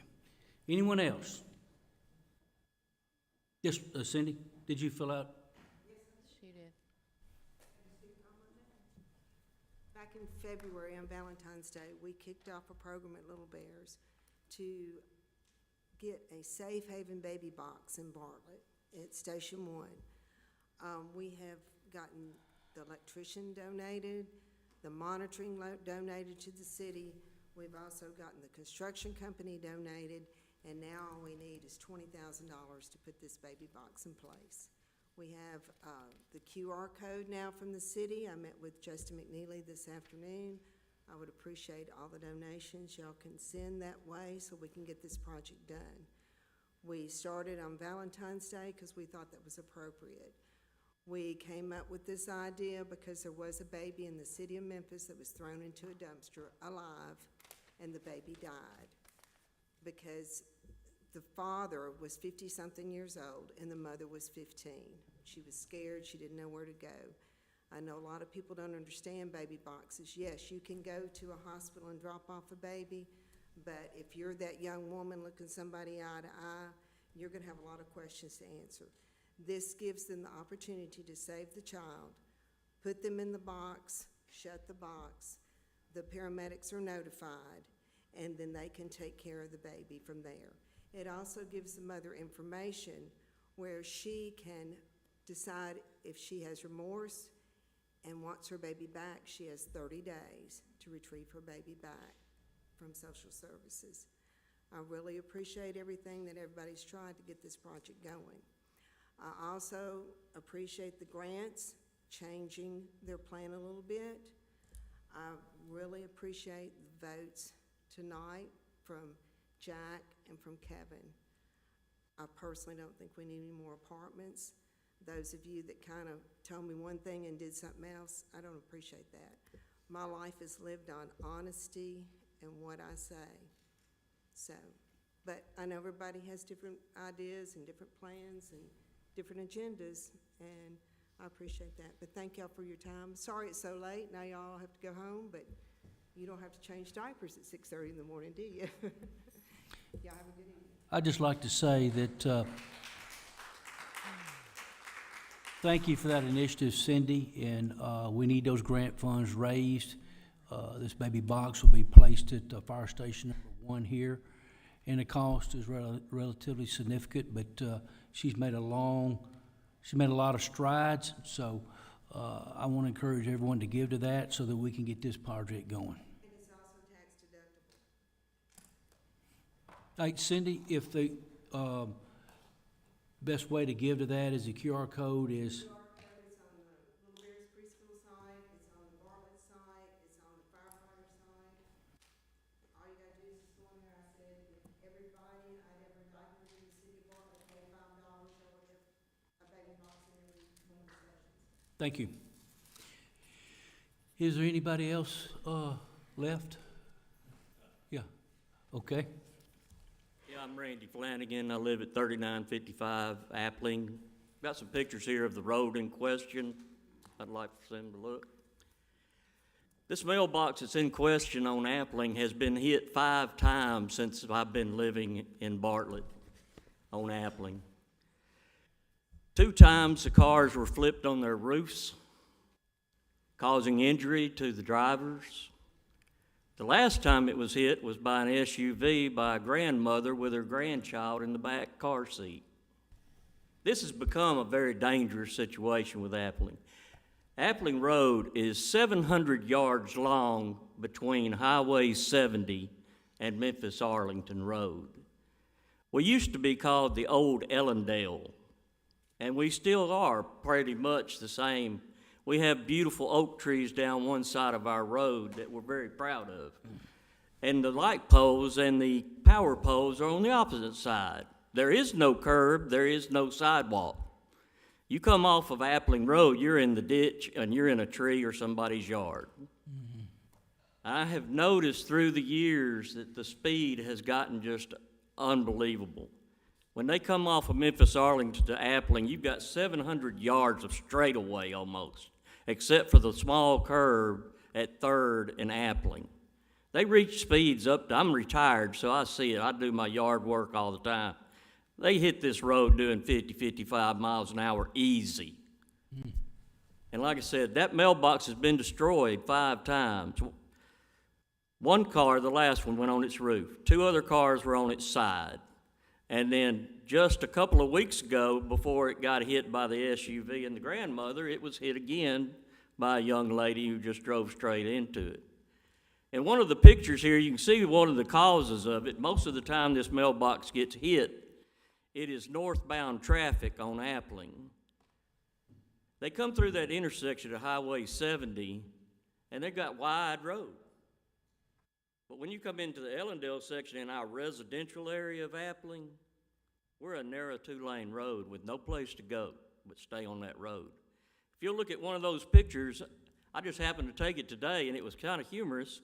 There was a red car that made that turn at 3rd and Appling, and they had crossed over into the yellow lane because they're going so fast they can't stay in that lane. And if you'll look at the angle of where that mailbox is and where that curve is, if they see traffic coming back southbound, they got to get over, right? Because they're already in the yellow lane. They're driving so fast, when they come over, they keep steering to the right. And what's the first thing they go into? That brick mailbox that's been destroyed 5 times. And it's because of excess speed. And probably some distraction here and there, but mainly it's speed. I've noticed that out there in Cordova, what's the name of that street? Who? Cordova Road had the same problem. I used to go down through there to get corkies and stuff from Bartlett off of Appling and Cordova Road. Time is up. Your 3 minutes is up. Okay. But they put speed bumps up. Early speed, okay. Did you finish? Yes, sir. Thank you, Mr. Flanagan. We'll get your pictures back. You gotta be hit that with a lot of force, knock a brick mailbox out of the ground like that. And break it in half, yeah. So, It's filled up with concrete brick, it's not hollow. anyway, Madam Clerk, was anybody else?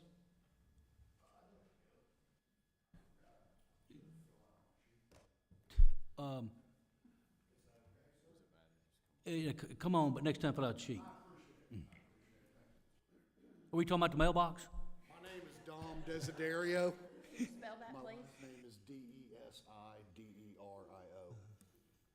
And yes, sir, I live at 3930 Appling Road. Okay. I live where 3rd Street dead ends right into my driveway. We all probably have been around here long enough to know where that exactly is. It's terrifying how many days we sit there and we hear the screeches, and the past weekends that we're trying to do yard work and we hear extreme crashes. What both these gentlemen have brought forward is 100% true. I would love to see not only a stop sign at that 3-way with plenty of notice of it, because I know stop signs are hard when people have habits, but also maybe some humps, some speed humps. There is a lot of traffic that runs up and down there.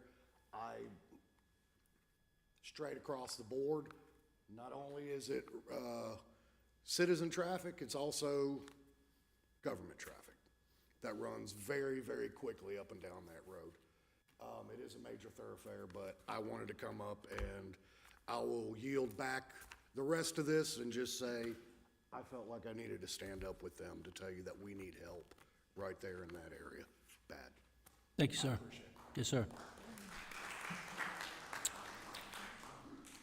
Anyone else? Well, Mayor would entertain a motion to adjourn.